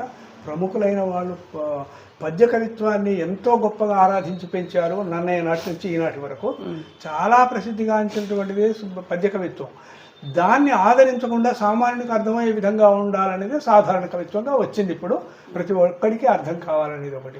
తర్వాత పల్లెటూళ్ళల్లో ఉండే విషయాలని కూడా ఇన్ఫర్మేషన్ ఇచ్చుకుంటూ వాళ్ళకు రైతులకు కావాల్సినటువంటివి, చిన్నపిల్లలకు కావాల్సినటువంటివి, సరే మహిళలకు కావాల్సినటువంటి విధానాలన్నీ కూడా చెప్పడం వల్ల ఎదుటివాడు. ఇప్పుడు చూడండి, చెల్లెలి గురించి పాడిన ఒక పాట వచ్చి మహానీయుడు రాసి ఉన్నాడు. నీ పాదం మీద పుట్టవచ్చనే చెల్లెమ్మ, నేను బతికి ఇలా ఉంటానని చెప్పాడు. పాదం మీద పుట్టవచ్చనే ఉంటాను అన్నాడు ఒక చెల్లెలి గురించి ఒక అన్నయ్య. అలాంటి సోదర భావము, సోదరి అనేటువంటి గౌరవ భావము ఉంటున్నాయా అని ప్రశ్నించుకుంటే ఉంటున్నాయి అనుకుంటాను అనాల్సిందే, కానీ ఉన్నాయని గట్టిగా ఛాలెంజ్గా చెప్పేవాళ్ళు చాలా తక్కువ. ఎందుకంటే విషయాలన్నీ కూడా తిరగబడిపోతున్నాయి, మొత్తం బంధుత్వాలన్నీ తిరగబడి వెళ్ళిపోతున్నాయి. ఇప్పుడు తల్లి తండ్రి అంటేనే గౌరవాన్ని పూర్తిగా ఇవ్వలేని పరిస్థితి ఉన్నది ఈ రోజుల్లో. అలాంటి దాన్ని గుర్తించాలి, తప్పకుండా ప్రపంచం గుర్తించాలి. ఇలాంటి కవిత్వం వల్లనో, సాహిత్యం చెప్తున్నటువంటి వాళ్ళ పాటల వల్లనో, నాటికల వల్లనో మరి తెలుగులో ఉన్నటువంటి నైపుణ్యాన్ని, వాడికి అర్థమయ్యే భాష వాడి మాతృభాషే కాబట్టి మాతృభాషలో బోధిస్తేనే వాడికి సంపూర్ణంగా అవగాహన వస్తుంది. మాతృభాషకు చెప్పడమే చాలా గొప్ప విషయం అంట. మాతృభాషలో విద్యాబోధన చాలా అవసరం అంట. కానీ ఆంగ్లం వద్దనే చెప్పడం లేదు, ఆంగ్లం కూడా అభ్యసించాలి. నీ మాతృభాష సమగ్రంగా వచ్చిందంటేనే అన్ని భాషలు దాని ద్వారానే నీకు అందంగా అర్థం అవుతాయి, చక్కటి నైపుణ్యం వస్తుంది. అంతే కదా. మరి ఏం చెప్పినా ఇక్కడ ఒక్క మాట వినండి. ఇది పల్లెటూరులో కుక్కరో కోయంటూ పిలిచిందిరా పల్లె ఒక్కొక్కడిని నిద్రలెమ్మందిరా, ఒక్కొక్కడిని నిద్రలెమ్మందిరా. తెల్లవారిపోతోంది తూరుపు దిశ వెలిగింది, మంచు తెర తొలిగింది, మల్లె పువ్వు విరిసింది, పక్షులన్నీ గూటి నుండి పరుగెత్తిపోతుంటే, పక్షులన్నీ గూటి నుండి పరుగెత్తిపోతుంటే, లేగదూడలన్నీ లేచి చెంగున దూకేస్తుంటే, కుక్కరో కోయంటూ పిలిచిందిరా పల్లె ఒక్కొక్కడిని నిద్రలెమ్మందిరా. కొండల్లో కోనల్లో కోయదొరల గుండెల్లో వాగుల్లో వరదల్లో వనభూముల తరువుల్లో పచ్చిగడ్డి మైదానం పంట భూమి మాగాణం ఫలసాయం ఇస్తనని పదే పదే రమ్మనగా కుక్కరో కోయంటూ పిలిచిందిరా పల్లె ఒక్కొక్కడిని నిద్రలెమ్మందిరా. బడిగంట గుడిగంట సరిజోడుగా బ్రోగునంట, కుల వృత్తి విద్యలంట కూలినాని జనమంట, ఆనందం వెల్లి విరిసి అనురాగం పండించే అందాల పల్లెల్లో ఆడామగ పని అంట, కుక్కరో కోయంటూ పిలిచిందిరా పల్లె ఒక్కొక్కడిని నిద్రలెమ్మందిరా. ఇట్లా కొన్ని ఇవి మీరు జానపద ఓకే, ఈ జానపద ఫోక్ జోన్ లో ఉంది సాంగ్. అయితే మీరు ఇట్లా అంటే ఎన్ని రోజులు కూర్చుంటారు వీటి మీద రాయడానికి? గంటల, రోజుల, వారాల? ఒకసారి దాని యొక్క పల్లవి దొరికిందంటే ఒక రాత్రి అయిపోతుంది, ఒక పగలే అయిపోతుంది, ఒక గంటలో అయిపోతుంది. కాకపోతే మొదలై ఆగిపోయిందంటే తెల్లవారి దాన్ని మళ్ళీ చూస్తామని, తెల్లవారి మళ్ళీ దాన్ని చూస్తే మళ్ళీ రిపీట్ కొత్త రకంగా మారుతుంది అది. కాబట్టి దశలు మార్చుకోకుండా కంటిన్యూస్గా కూర్చుంటే గంట 2 గంటలు అయితే తప్పకుండా కవిత్వం పద్యం దిగుతుంది, పాట దిగుతుంది, పద్యమైనా పాట అయినా దిగుతుంది చక్కగా. ఆ విధంగానే నేను అన్ని జానపదాలు రాసినప్పుడు అన్ని జానపదాలే, ఆ వారం 10 రోజులు జానపదాలే రాశాను. ఓకే అమ్మా, మీకు ఏమనిపిస్తుంది సార్ ఇట్లా పాటలు పాడడం రాయడం? సంతోషం అనిపిస్తుంది. సంతోషం అనిపిస్తుందా? మీరు ఇంట్లోనే అంటే ఊరికనే కూర్చుంటారా? ఇంట్లోనే ఏం చేస్తారు? పనులు ఉంటాయి, బిడ్డ పనులు, వంట పనులు, ఏ పనులు ఉంటాయి కదా, ఉంటాయి. పిల్లలకు ఏదన్నా చేసి పెట్టుడు అంటారు. ఏం కూరలు వండుతారు మీరు అద్భుతంగా? కూరలైనా ఫిష్ అయినా వండుతాం, చికెన్ మటన్ అన్ని కూరగాయలు కూడా అన్ని చేసుకుంటాం, టిఫిన్లు కూడా అన్ని చేసుకుంటాం. మీరు ఎంతమంది? మీ అమ్మ నాన్నకి మీరు ఎంతమంది? 3 అక్క చెల్లెండ్లో 3 తమ్ముడు, నేనే పెద్దదాన్ని. మీరే పెద్దనా? ఎక్కడ మీది? గురిజాల నర్సంపేట. ఓకే. సో మీ పెళ్ళి క్షణాలు ఏం గుర్తుకు లేవా మీకు? ఇంకా ఇక ఊళ్ళో అప్పుడు ఏం పెద్దగా గుర్తులేవు బిడ్డ. 1964లో పెళ్లి జరిగింది. ఫిబ్రవరి 24, 64 ఫిబ్రవరి 24 మీకు పర్ఫెక్ట్ గుర్తుంది? మీకు పర్ఫెక్ట్ గుర్తుంది నాకు. అప్పుడు ఎట్లా? అప్పుడు బ్యాండ్స్ ఉండేనా? బ్యాండ్స్ ఉండేది. పల్లకిలో కూర్చోబెట్టి తిప్పేవాళ్ళు. కానీ కార్లు లేవు, ఏవి లేవు. పల్లకిలో ఎవరు మోస్తారు? మా బొయ్యిలు మోసేవాళ్ళు, వాళ్ళు చాకలు మోసేవాళ్ళు. ఎక్కడ వరకు తిప్పాలి అన్నట్టు? ఊళ్ళో తిప్పుతారు. ఒక్క పిల్లవాడిని అత్తగారింటికి పోవాలంటే ఒక్కొక్క పిల్లవాడిని కూర్చోబెట్టుకొని ఊరికి వెళ్ళిపోతారు. 15 కిలోమీటర్లు, 16 కానీ 20 కిలోమీటర్లు. ఎక్కడ కింద దింపకుండా, అంటే అవసరం ఉంటే దిగి మంచినీళ్ళు తాగడం, కాస్త ఏదో చూసి మళ్ళీ ఎక్కుతారు. మళ్ళీ ఎంతమంది? నలుగురు, ముందు 2 వెనక 2, 4 పట్టుకొని మోసుకుపోతారు. వాళ్ళకి ఎంత? వాళ్ళకి వాళ్ళకు ఇవ్వాల్సిన ఎన్ని ఇచ్చేది? 116, 216, 1000 పదహారులే కట్నాలు లేవు ఆ రోజుల్లో. అంత చాలా చిన్న కాలం. 100ల మీదనే, 100లే కట్నాలు. అయితే మీ కట్నం ఎంత? నా ఉద్యోగం నాకు 1116లే కట్నం కట్నం ఇచ్చారు. నగదు కూడా ఇవ్వలేదు. కొంతకాలం కొన్ని డబ్బులు ఇచ్చారు, కొన్ని ఏమో ధాన్య రూపంలో అట్లా ఇట్లా మొత్తానికి అప్పగించారు. అది కాకపోతే ఆ రోజుల్లో అదిగో ఆ రేడియో నేను తీసుకున్నాను మా పెద్ద అబ్బాయి పుట్టినప్పుడు 1969లో. అది దాన్ని ఒక 200 రూపాయలు ఇచ్చి మీరు రేడియో కొనుక్కోమన్నారు. ఆ రోజుల్లో 200 కాదు 150 కూడా వచ్చేది. 333 అంటే ఇంకో 133 కలిపి నేను రేడియో తీసుకున్నాను. అది ఈనాటి వరకు కూడా నడుస్తూనే ఉంటుంది. ఆ రేడియో మర్ఫీ ముసాఫిర్ దాని పేరు. రజాకార్లప్పుడు నేను 5 నెలల పిల్ల. 5 నెలల పిల్ల అవునా? 48లో దాదాపు. ఇప్పుడు అమ్మ మీకు ఎన్ని సంవత్సరాలు ఉంటుంది? ఇప్పుడు ఆ లెక్కలో అయితే 79 78 ఉండాలి కానీ 76లో ఉన్నది 51 అని పడింది. 48 బదులు 79 అన్నట్ట మీకు? 78. ఓకే. సో ఇప్పుడు అమ్మ ఇప్పుడు సారు మిమ్మల్ని మంచిగా చూసుకుంటారా? బాగానే చూసుకుంటాడు. ఏ గొడవలు ఉన్నాయి, మేమేమన్నా అనుకున్నది కూడా పిల్లలకు మంచుకుంటారు నానమ్మ అని అనుకుంటున్నాం. మిమ్మల్ని తిట్టడం తమ్ముని బిడ్డ ఒక ఆమె కోడలు. పిల్లలు కూడా మా బిడ్డ, నాకు ఒక్కతే బిడ్డ, 2 కొడుకులు. అయినా మా కోడళ్ళను కూడా బిడ్డలను చూసినట్టు. మీకు ఎంతమంది కొడుకులు? మీ ఫ్యామిలీ గురించి చెప్పండి. మా ఫ్యామిలీలో నాకు 2 కొడుకులు. మేము అదే అంటున్నాం కదా, 2 కొడుకులు ఒక అమ్మాయి. పెద్ద అబ్బాయి టీచర్గా, స్కూల్ అసిస్టెంట్గా ఇప్పుడు MA B.Ed చేసినాడు, MSc B.Ed.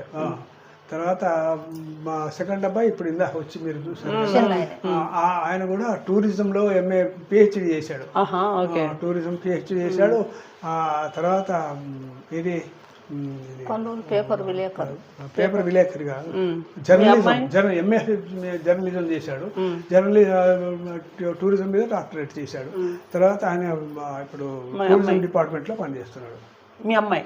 మా అమ్మాయి హౌస్ వైఫే, డిగ్రీ దాకా చదివింది, హౌస్ వైఫే. మా కోడలు, పెద్ద కోడలు కూడా హౌస్ వైఫే. చిన్న కోడలు మాత్రం ఉద్యోగం చేస్తున్నది కరెంట్ ఆఫీస్లో. ఓకే. మీ అమ్మాయి ఎక్కడ?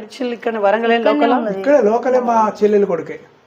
చెల్లెలు కొడుకు మా అల్లుడు, మా ఇంటి ముందే ఉన్నాడు. వీళ్ళు మురళీధర్ అని మా అతను కూడా మా కొడుకు వయసే కనుక. ఇద్దరు MSc B.Ed ఇద్దరు చేశారు. ఇద్దరు స్కూల్ అసిస్టెంట్సే. ములుగు జిల్లాలో ఇద్దరు ఇప్పుడు పనిచేస్తున్నారు. వాళ్ళు ఇంకో పూర్వం లెక్క ప్రకారం అయితే 58 years అంటే ఇంకో 2 ఏళ్లకు రిటైర్ కావాల్సిందే. కానీ 3 ఏళ్ళు పెంచారు కనుక 30 దాకా ఉంటున్నారు. 20 ఏళ్ళు అయ్యేవాళ్ళు 30 దాకా కూడా ఉండాల్సింది. అనవసరంగా పెంచారు. ఇది ఏమిటి, చదువులకు విలువలు లేకుండా చేస్తున్నారు అనే ఫీలింగ్లో ఉన్నారు వాళ్ళు ఇప్పుడు. అవునా? ఊరికే రిటైర్మెంట్ టైంకి తీసుకుంటే అయిపోతుంది, ఎందుకు అనవసరం. ఇప్పుడు మనం వెళ్ళి చెప్పుదామన్నా చెప్పే అవకాశం లేదు. స్కూళ్ళలో పిల్లలు లేరు. ఏ స్కూల్లో కానీ SCలో STలో ఎందుకు పనికిరానోడు, బయటికి పోనోడు, ఆ హాస్టల్లో కూడా ఉండలేని వాడు వచ్చి మాత్రమే స్కూల్కి వస్తున్నాడు, గవర్నమెంట్ స్కూల్కు. మన దగ్గర చెప్తే వీళ్ళల్లో ఉన్న కళ, నేర్పరితనం నేను చిన్నప్పుడు నాకైనా లేటుగా ఇచ్చారేమో కానీ వాళ్ళకైతే 10-15 ఏళ్లకే బెస్ట్ టీచర్ అవార్డ్స్ వచ్చినాయి. మంచి టీచర్స్గా. మావాడు కూడా మంచి కళాకారుడు, అల్లుడు కూడా. ఇప్పుడు మావాడి సాహితీ మూర్తి. మా పెద్ద కొడుకు కూడా సాహిత్యంలో మంచి అవగాహన ఉన్నవాడు. అంతా మొత్తం సాహిత్య కుటుంబమే. తర్వాత ఇంకోటి, ఏనాడు వాళ్ళు మా పిల్లలే కానీ ఎంత చక్కగా కలిసి ఉంటారంటే, ఎప్పుడైనా తగాదా పెట్టుకొని మా దగ్గరికి రాలేదు. ఎప్పుడు పోట్లాడుకొని మమ్మల్ని ఏంటో ఎందుకు అనుకున్నారు తగువ తెంపడానికి కూడా అవకాశం దొరకలేదు. ఇన్నేళ్ల నుంచి మాకు ఇంట్లో. ఎన్ని సంవత్సరాలు అయితే వాళ్ళ పెళ్ళిళ్ళు అయ్యా వాళ్ళకి 95-96-95లో పెళ్ళిళ్ళు అయ్యాయి. ఇద్దరికి ఒకేసారి పెళ్ళి. ఆ అమ్మాయిదేమో 10వ తేదీ, అబ్బాయిదేమో 14వ తేదీ. మా అబ్బాయిది ఈ 2 పెళ్ళిళ్ళు ఒక వారం రోజులు చేసాం. వారం రోజులు 15 రోజులు పందిళ్ళు వేసి పల్లెటూరులో బ్రహ్మాండ దొరవారి గడిలో మంచి పెద్ద భారీ ఎత్తున పెట్టి చేసినాం. అందరూ ఊరు వాళ్ళు వీళ్ళు కూడా వచ్చి ఎంతో సహాయం చేశారు. అందరూ తోడుగా పని సహాయం. మంచి 4 రోజులు వరుసగా తినండి, మంచి హాయిగా ఉండండి. కానీ ఈ తాగండి అవి కానీ లేవు ఆ రోజుల్లో.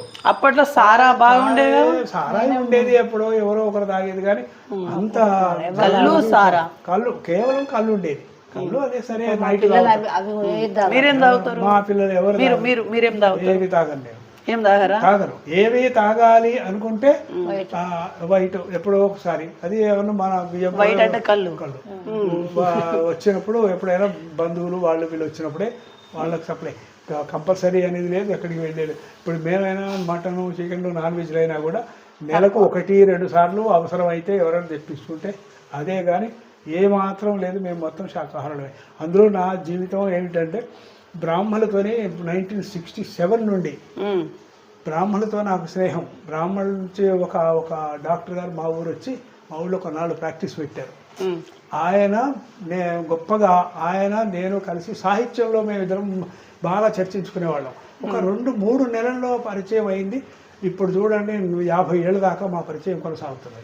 సాహిత్య రంగంలో గత 58 నుంచి 60 సంవత్సరాలుగా మీరు ఉన్నారు కదా.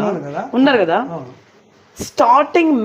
స్టార్టింగ్ పాయింట్ ఎట్లా అంటే ఏ సంఘటన మిమ్మల్ని ఇన్స్పైర్ గా చేసింది? నన్ను ఇన్స్పైర్ చేయడం అనేది అంటే నేను బెంగాలీ సాహిత్యం ఎక్కువ చదివాను. నేను బెంగాలీ సాహిత్యం ఎక్కువగా శరత్ నవళ్ళు, రవీంద్రనాథ్ ఠాగూర్ నవలలు కానీ, చాలా జైనేంద్ర కుమార్ ఇలాంటి వాళ్ళ అన్ని నవల్స్ చదివాను.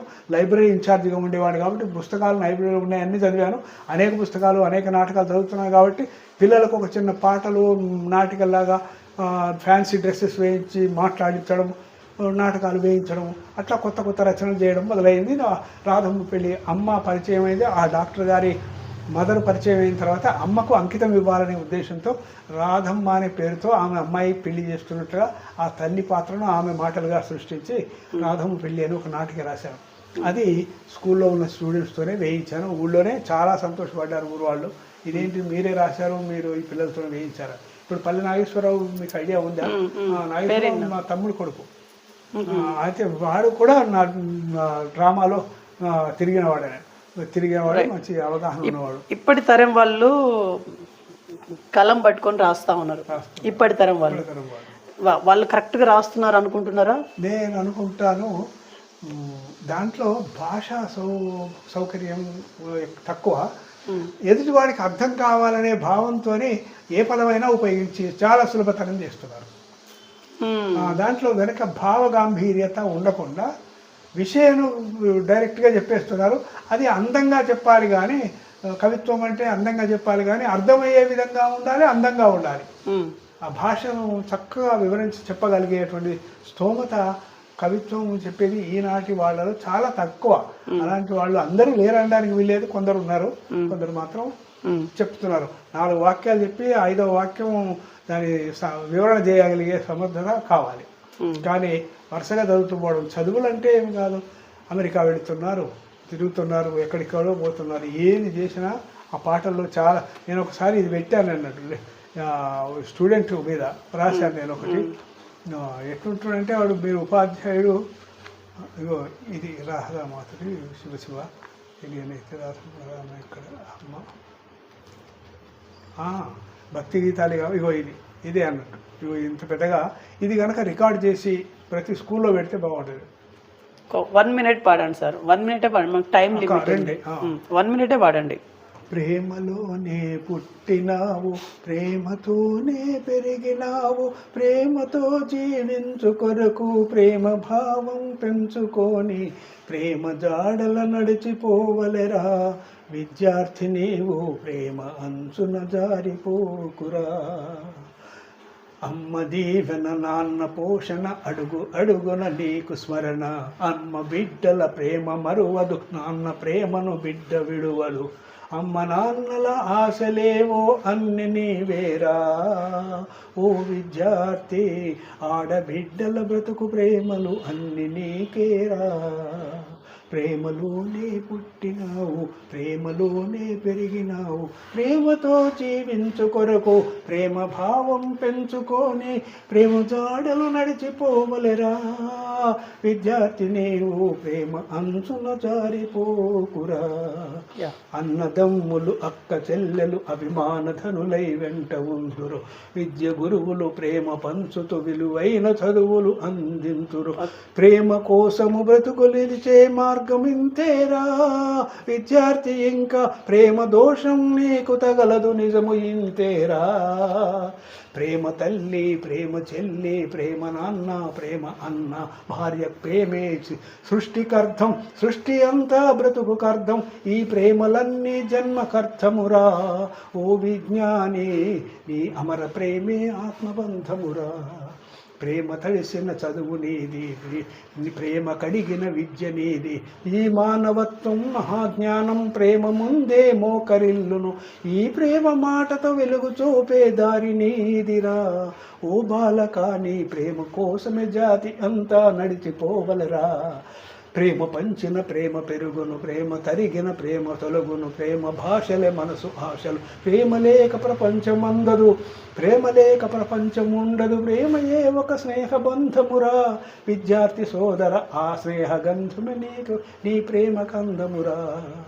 ప్రేమ చెట్టు ప్రేమ పుట్ట ప్రేమ, గుట్ట ప్రేమ, గూడు ప్రేమ, పశువు పక్షుల మీద ప్రేమ, పల్లె పట్టుల చేను గట్టుల పాల వెన్నెల పూల సౌరుల, నీలి మేఘపు చల్లగాలులని కదలి అంచుల ఇసుక తిన్నెల, ప్రకృతంతా ప్రేమ ముంచి పాల మనసుల ప్రేమ నాదని, విరజిమ్మి ప్రేమను చూడగలిగితే ప్రేమ ధర్మము సృష్టి ధర్మం ఒక్కటవునురా విద్యార్థి, ఈ ప్రకృతంతా అందగించి పరవశించునురా.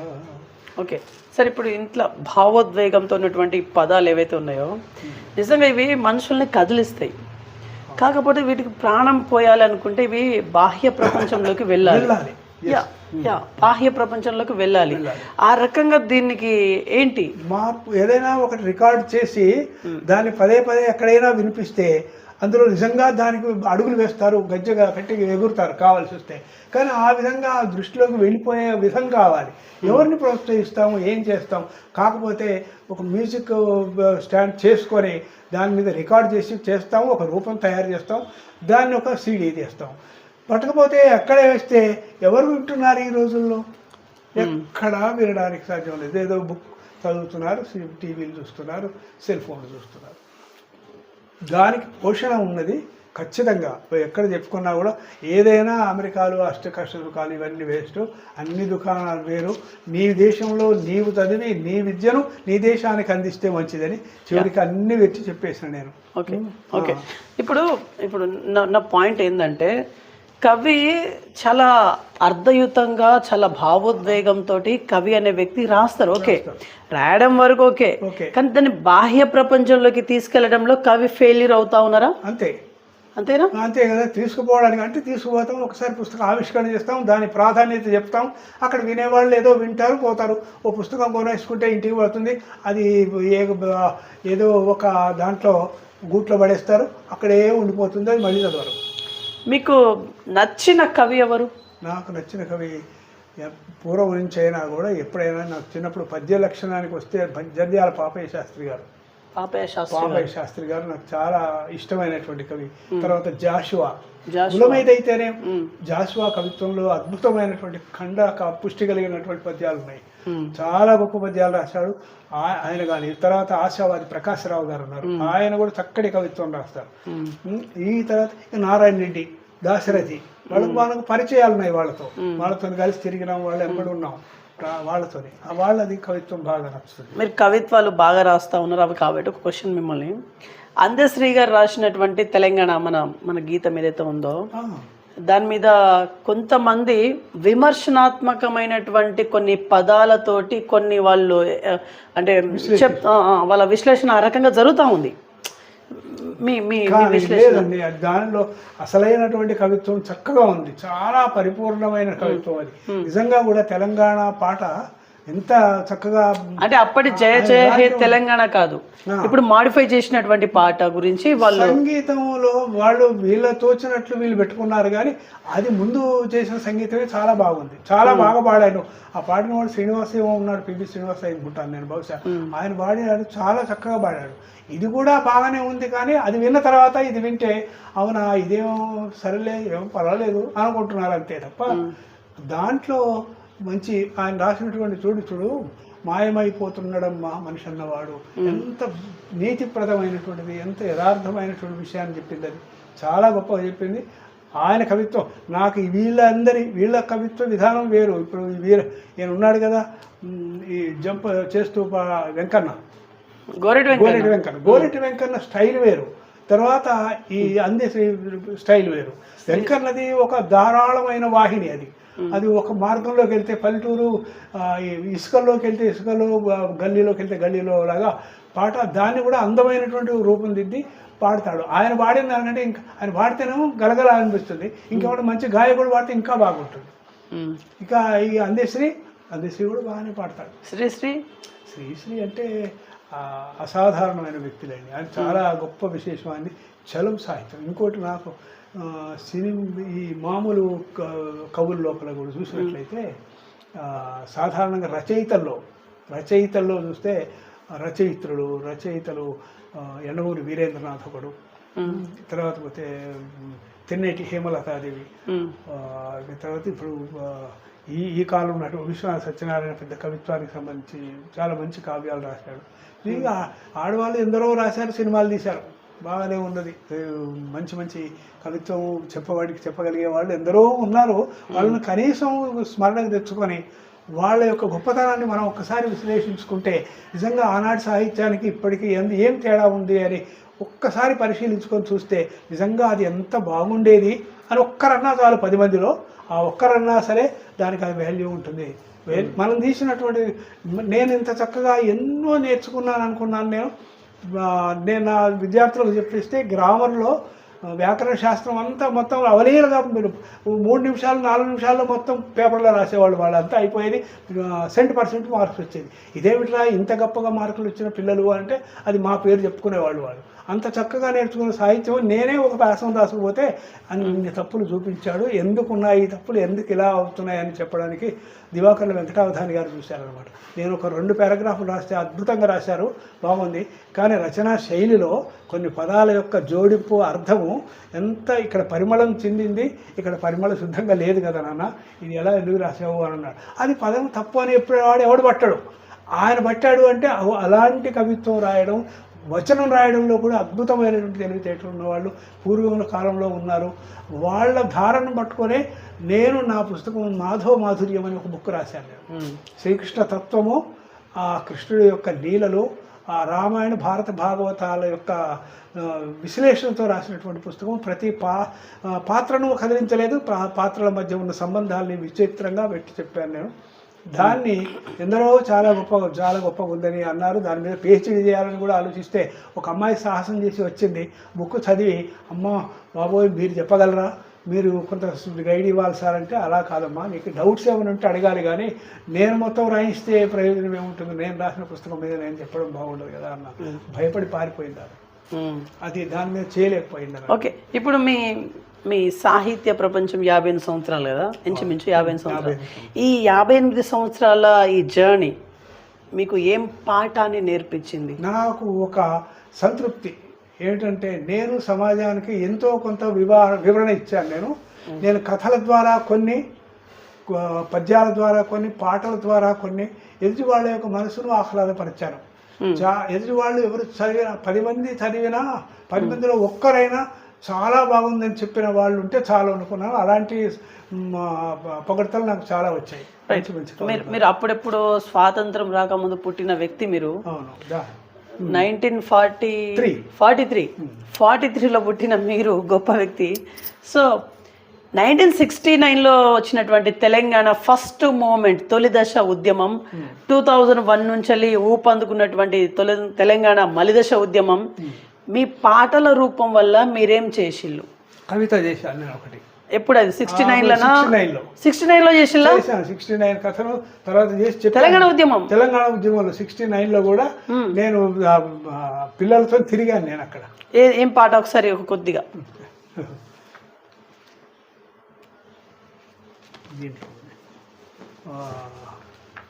ఇప్పుడు ఈ మొన్నటి ఉద్యమంలో ఒకటి, అప్పటి ఉద్యమం కథ ఒకటి. ఎందుకురా అంటే అప్పుడు కథనా?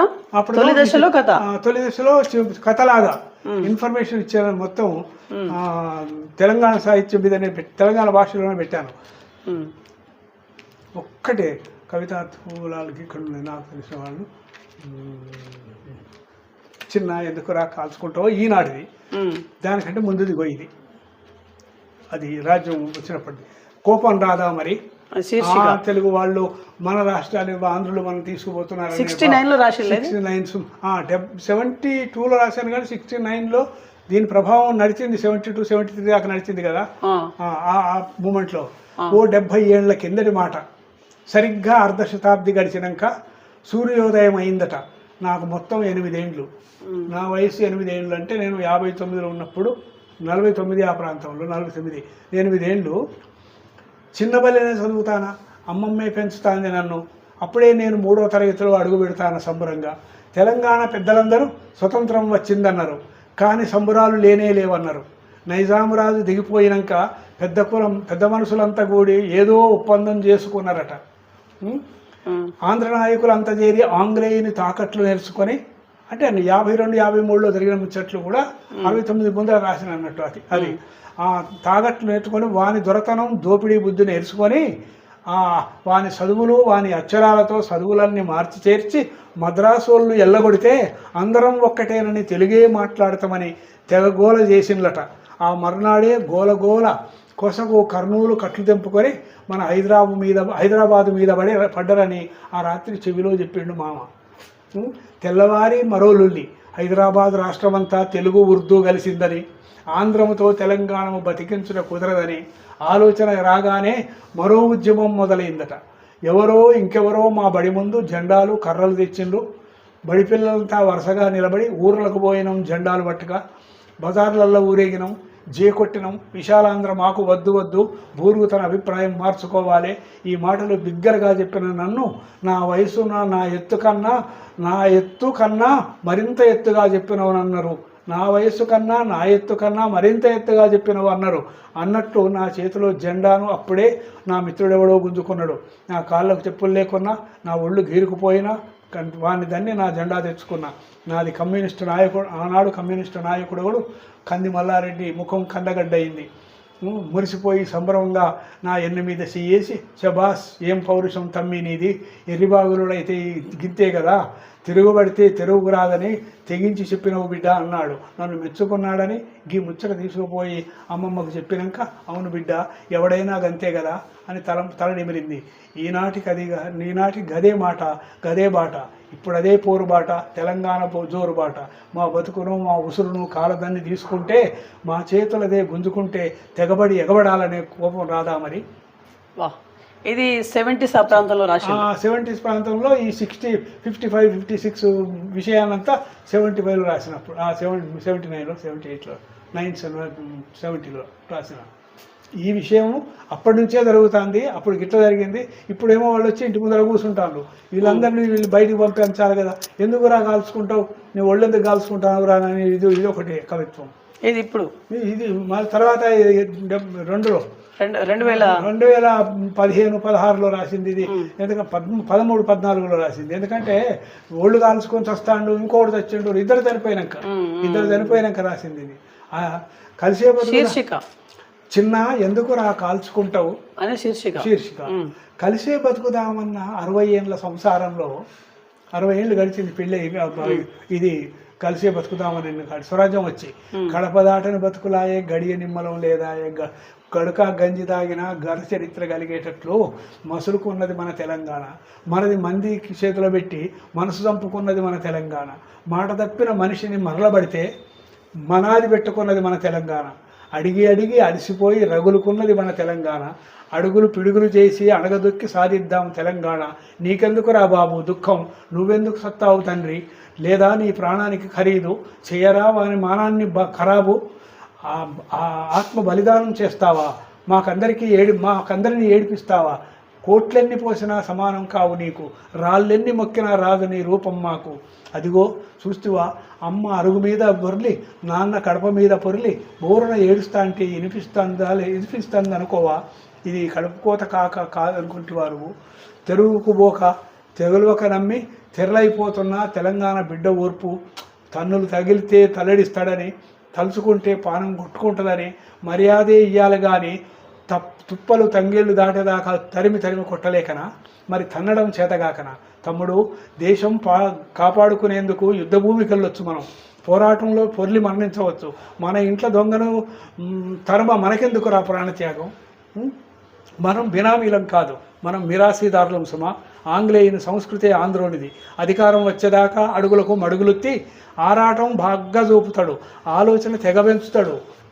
పెరిగినాక పెద్దో నోటితో విరగబడి నవ్వుతాడు, జరుగుమని దోసుకుంటాడు. భగవాని తల నరికే పౌరుషం మనకు లేదా? నవాబుగిరి నడక మార్చుట మనం నేర్చిన విద్య కాదా? గుడారాలు కాల్చి తరిమి కోటగోడలు చీల్చి దున్ని కొత్త గెలుపులు తెచ్చుకున్న కుమరం భీము సంతు కాదా? చిన్న, మరి ఎందుకు రా కాల్చుకుంటావు? నాన్న, నీకెందుకు రా పురుగు మందు తెరచరా? నీకెందుకు రా తాడు బిగిసే ఉరి? కలిసి ఉంటే కమ్మగ తింటాం, అనుకున్నాం బుద్ధి తక్కువై అంతా ఊడుసుక తిని అడుగుమాడు తినమంటే మాడు బగలగొట్టాలనే ఆగ్రహం రాకుండా ఎన్నాళ్ళని, ఆలోచన లేకుండా ఎన్నాళ్ళని, మాయ నమ్మి మనోడే మన్ను తిని మర్మం దాచి మనోడే మాట్లాడకుంటే అధికారం పదవి కోసం నీలిగి అంగలార్చి ఈడిగిలబడితే కడుపులో కస్సుమని కత్తి దిగినట్లయిందని, ఏమి మాట్లాడకుండా ఏందో అయ్యిందని ఎర్రని మంటల్లో ఎండిన పుల్లలోలే ఎందుకురా కాలిపోతారు? ఇది మీకు తెలుసా? కొసగు దోసుకునేవాడు పోతాడు, నిక్కి నీలిగిన వాడు పోతాడు. నీ ఇంటనే జై కొట్టి నీ కాళ్ళకే మొక్కుతాడు. ఏలినాటి శని ఏదో ఉన్నది తెలంగాణ మీద, చీకటోలే తెరలు గమ్మి ఉన్నది ఆకాశమోలే. అది ఎల్లంగానే బల్లున తెల్లారుతుందని తెలుసుకో, ఆ తెలివిగా అర్థం చేసుకో. వచ్చిన తెలంగాణ ఎవరికి, మెచ్చిన సింగరేణి, నచ్చిన గోదావరి కాల్వ ఎవరికి, ఈ బంగారం ఈ సిరులు మీ యాదికే, తొడుగులుగా వాడుకుందాం చిన్న, ఎందుకు రా కాల్చుకుంటావు? వా, నిజంగా ఇది సంభాషణ జరుగుతున్నట్టుగా, అవును నిజంగా చాలా చెప్తున్నట్టుగా వింటున్నట్టుగా జరుగుతుంది, జరిగింది అన్నట్టుగా ఆ కోణంలో ఉంది మొత్తం. యా నిజంగా చాలా అద్భుతంగా రాసిళ్ళు. యా ఇప్పుడు ఇది ఓకే, అద్భుతంగా ఉంది. బాహ్య ప్రపంచంలోకి వెళ్ళడంలోనే ఇక్కడ ఉంది అంటే పుస్తకాల్లో అచ్చయినాయి వెళ్ళిపోయినాయి. ఎంతమంది చదువుతున్నారో ఏ విధంగా మారుతున్నదో మనకి ఇంకా తెలియదు కదా. ఆ పుస్తకం ఆవిష్కరణ ఎన్ని బుక్స్ ప్రింట్ అయినాయి ఇలాంటి ఇవే ఇప్పుడు మీరు తెలంగాణ ఇది కదా, తెలంగాణ ఒక్కొక్క కవిత కొన్ని పెద్ద పుస్తకాలలో అక్కడొకటి అందరు కలిసి వేసిన కవితల్లో సంకలనాల్లో పడ్డాయి, వేసాం. అవన్నీ నా బుక్కులుగా నా ఒక్క దాంట్లో వేసి నేను మళ్ళీ పబ్లిష్ చేస్తున్నాను. ఓకే ఓకే ఓకే అమ్మ, మీరు మీకు హ్యాపీగా ఉన్నారా మొత్తం అయితే? ఉన్నాం బిడ్డ, సంతోషంగా ఉన్నారా? సంతోషంగానే. మీకు బాధలు ఏం లేవా? ఏం బాధలు లేవు, ఒక్కటే బాధ రాడుబడి. ఏం మీకు సమస్య, ఆరోగ్య సమస్య? నైట్ బంద్ చేయబోయి పడితే రాడుబడ్డది. ఎప్పుడు పడ్డారు? 2018లో పడ్డారా? ఎందుకు, ఎట్లా? లైట్ బంద్ చేయబోయి పడ్డా, అది ఎందుకో గిట్లా తిరిగే వరకు ఇరుచుకున్నట్టు అయిపోయి పడితే హైదరాబాద్లో రాడేపించింది.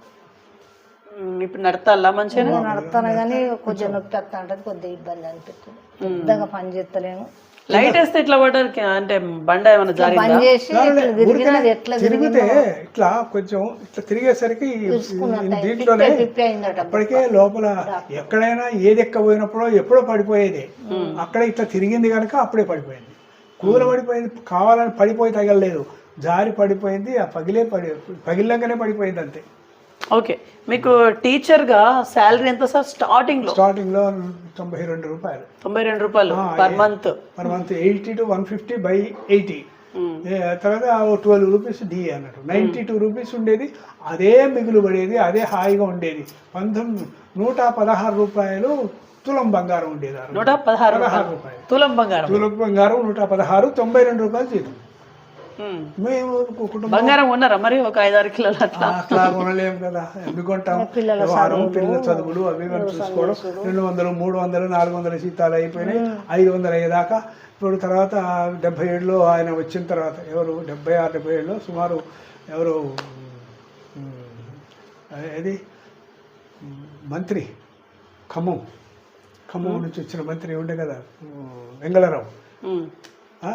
అది వెంగళరావు మినిస్టర్ వెంగళరావు ఉన్నప్పుడు ఆయన అమాంతము మనకు జీతాలని ఒకసారి స్టెప్ పెంచారు అనమాట.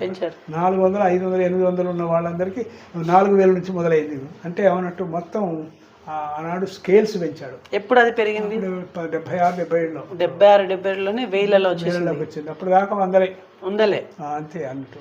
92 నుంచి స్టార్ట్ అయిన మీ శాలరీ 2001లో రిటైర్మెంట్ కాకముందు ఎంత? 15,000 చిల్లరే ఉండేది.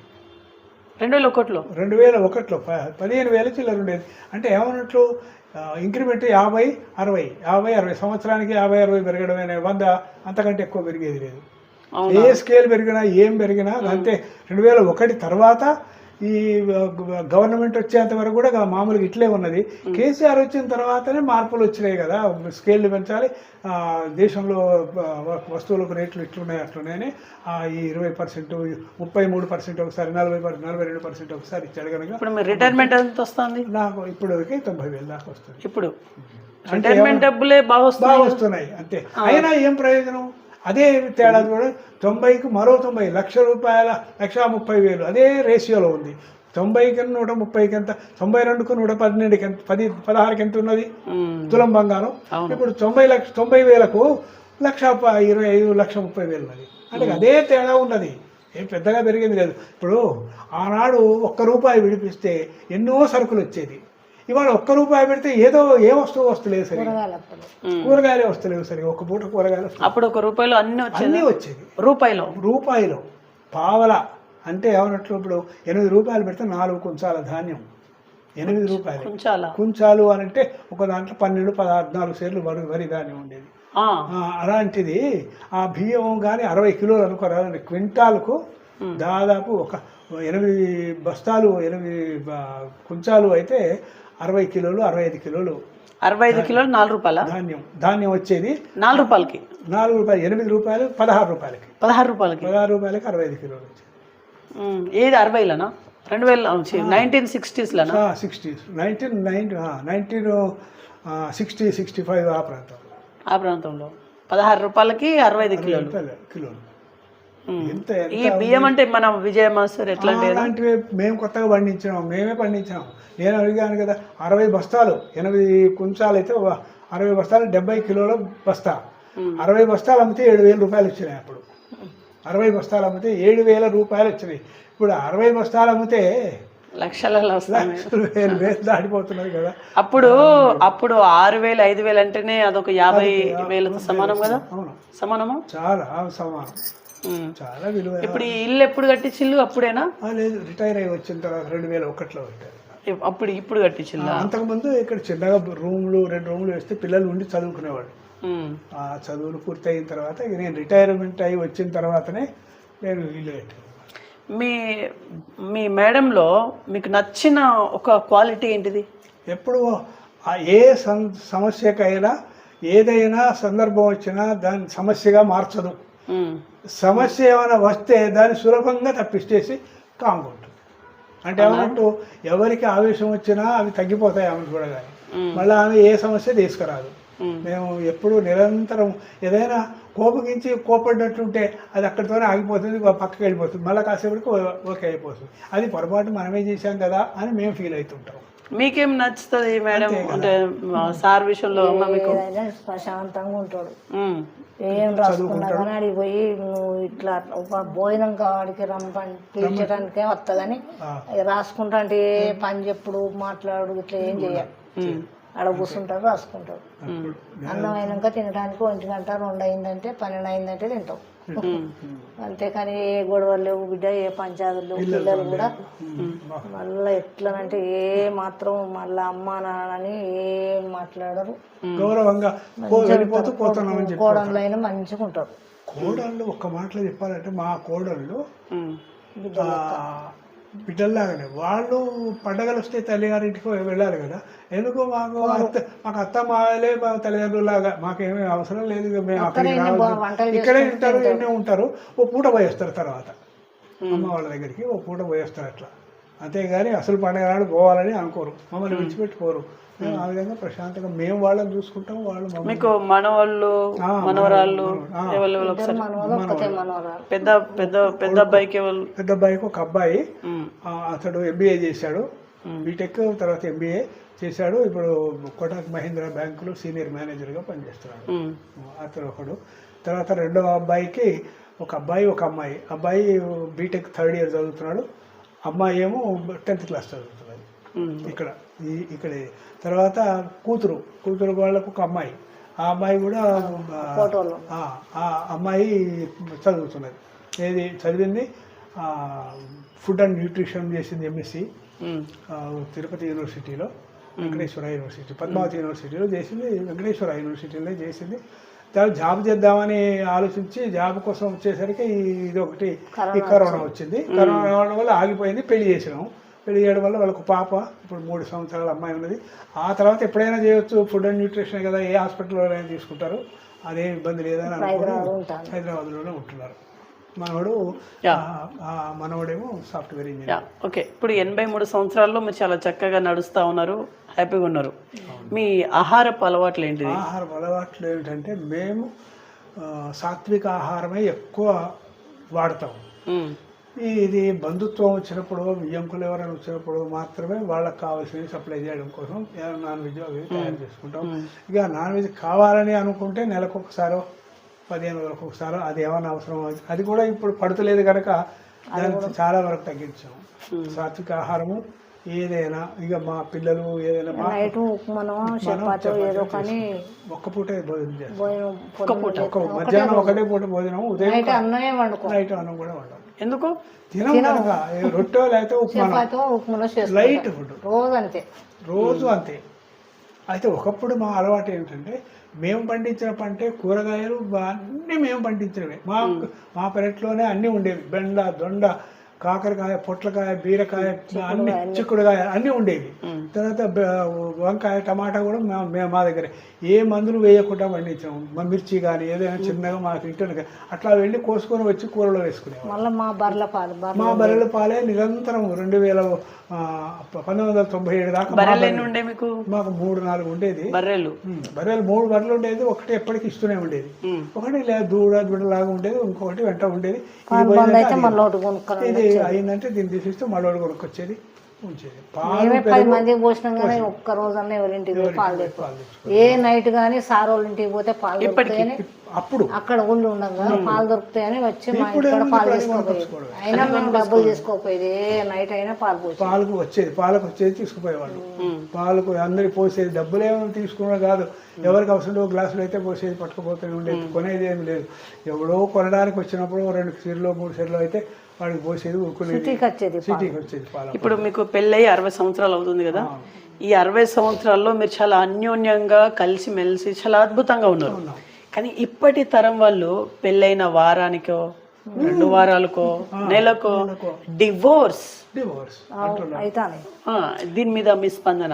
ఇప్పటి తరం ఎప్పుడైనా ఏ తరమైనా వయస్సులో పెళ్లి, కరెక్ట్ వయస్సులో పెళ్లి తీసుకోవడం అనేది ప్రధానం. అమ్మాయికి 20, 22, 23. కాకపోతే విద్యా విషయంలోకి వస్తే ఆ కోర్స్ కంప్లీట్ అయ్యేదాకా ఆగడం.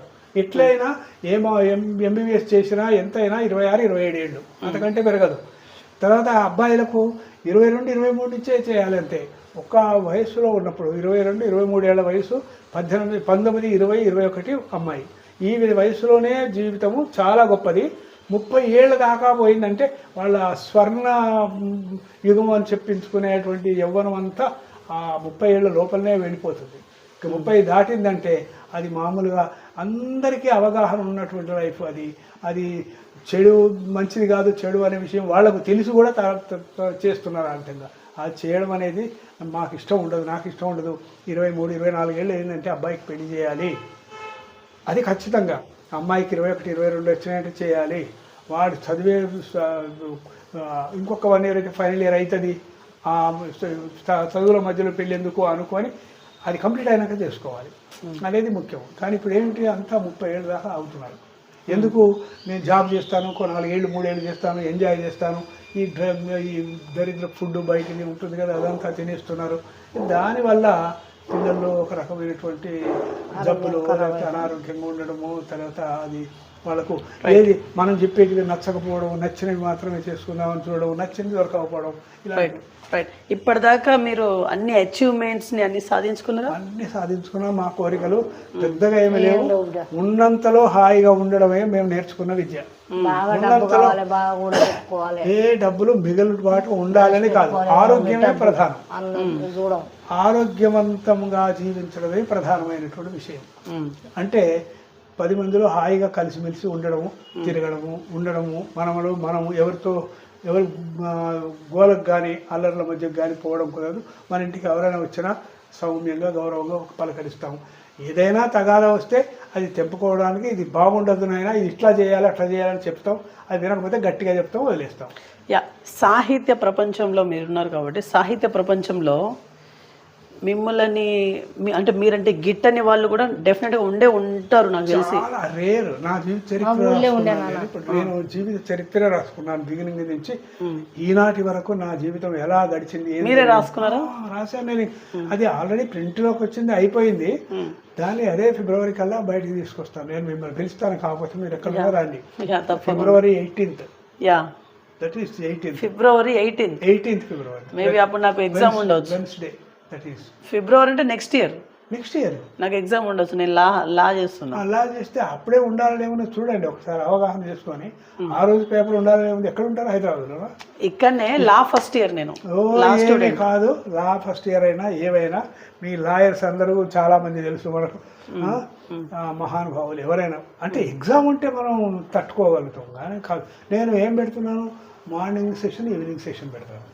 ఓకే, కాబట్టి ఒక సెషన్లో కంప్లీట్ కాగానే తప్పకుండా చూద్దాం. మీరు ఇన్వైట్ చేస్తే అప్పుడు భోజనాలు అరేంజ్ చేసి మళ్ళీ మధ్యాహ్నం మళ్ళీ సెషన్ చేసి సాయంకాలం హైదరాబాద్ వాళ్ళు, ఢిల్లీ, మద్రాసు వాళ్ళు, రాజమండ్రి వాళ్ళు వస్తారు. ఎక్కడెక్కడ వాళ్ళు వస్తారు. అవునా? ఏపీ నుంచి వస్తారా? ఏపీ నుంచి వస్తారు. ఏపీ నుంచి చాలా మంది ఫ్రెండ్స్ ఉన్నారు నాకు. అవునా? అందరు కవులేనా? అందరూ కవిమిత్రులు కాదు, మనం చెప్పిన కవిత్వానికి వాళ్ళు మహా ఇదైపోతారు. కవులు ఉన్నారు, కవిమిత్రులు ఉన్నారు, మామూలు బంధుత్వంలో ఉన్నారు. బ్రాహ్మణ కుటుంబం. ఎన్ని చెప్పినా కూడా మీ మనసు లోపల ఒకటైతే దాగున్నది, ఒకటైతే ఉన్నది.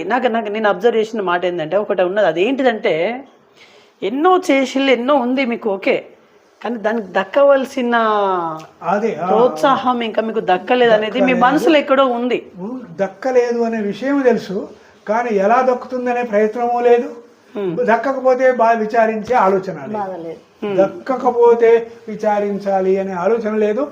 ఎందుకు దక్కలేదు అని పౌరుషంగా బయటికి వెళ్ళే ఆలోచన లేదు. ఇప్పుడు కవి అనే వ్యక్తికి ప్రోత్సాహం ఉంటేనే ఇంకా ముందుకు సాగి మరింతగా అద్భుతంగా కొన్ని పదాలతోనే కొన్ని కవిత్వాలు జోడించి మరీ ఆయన రాయించగలరు. మీకు ఆ సపోర్టే లేనప్పుడు, ఆ ఎంకరేజ్మెంట్ లేనప్పుడు మీరు ఎట్లా బూస్ట్ అవుతారు, ఎట్లా ముందుకెళ్తారు కవిత్వంలో?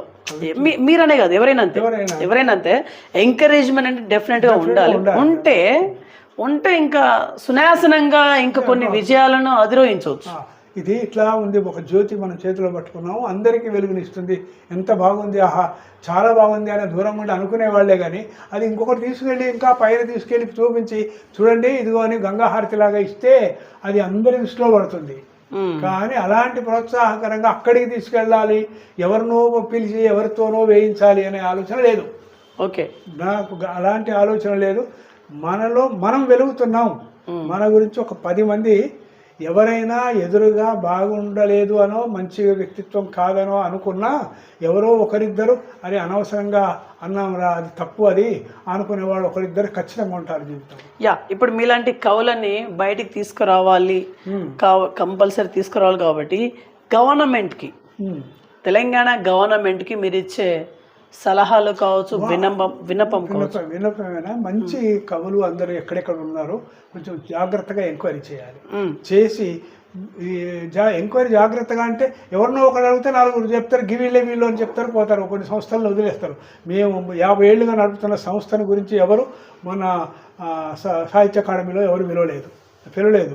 కానీ అందులో ఉన్న ప్రొఫెసర్స్, రీడర్స్ వాళ్ళందరూ కూడా ఉత్తరాలు రాసి ఏమైంది, మీరు ఎందుకు రాలేదు అని అడిగినారు. మరి పిలవలేదు. వెంకయ్య నాయుడు దగ్గరికి పోయినాము. ఉన్నాడు మన మూర్తి అని చాలా గొప్ప రమణాచారి సలహాదారు ఉండే కదా, రమణాచారి దగ్గరికి వెళ్ళినాము. ఆయన దగ్గర పుస్తకావిష్కరణలు అవి చేసినాము. ఆయన మా గురించి వివరణ బాగా చెప్పాడు.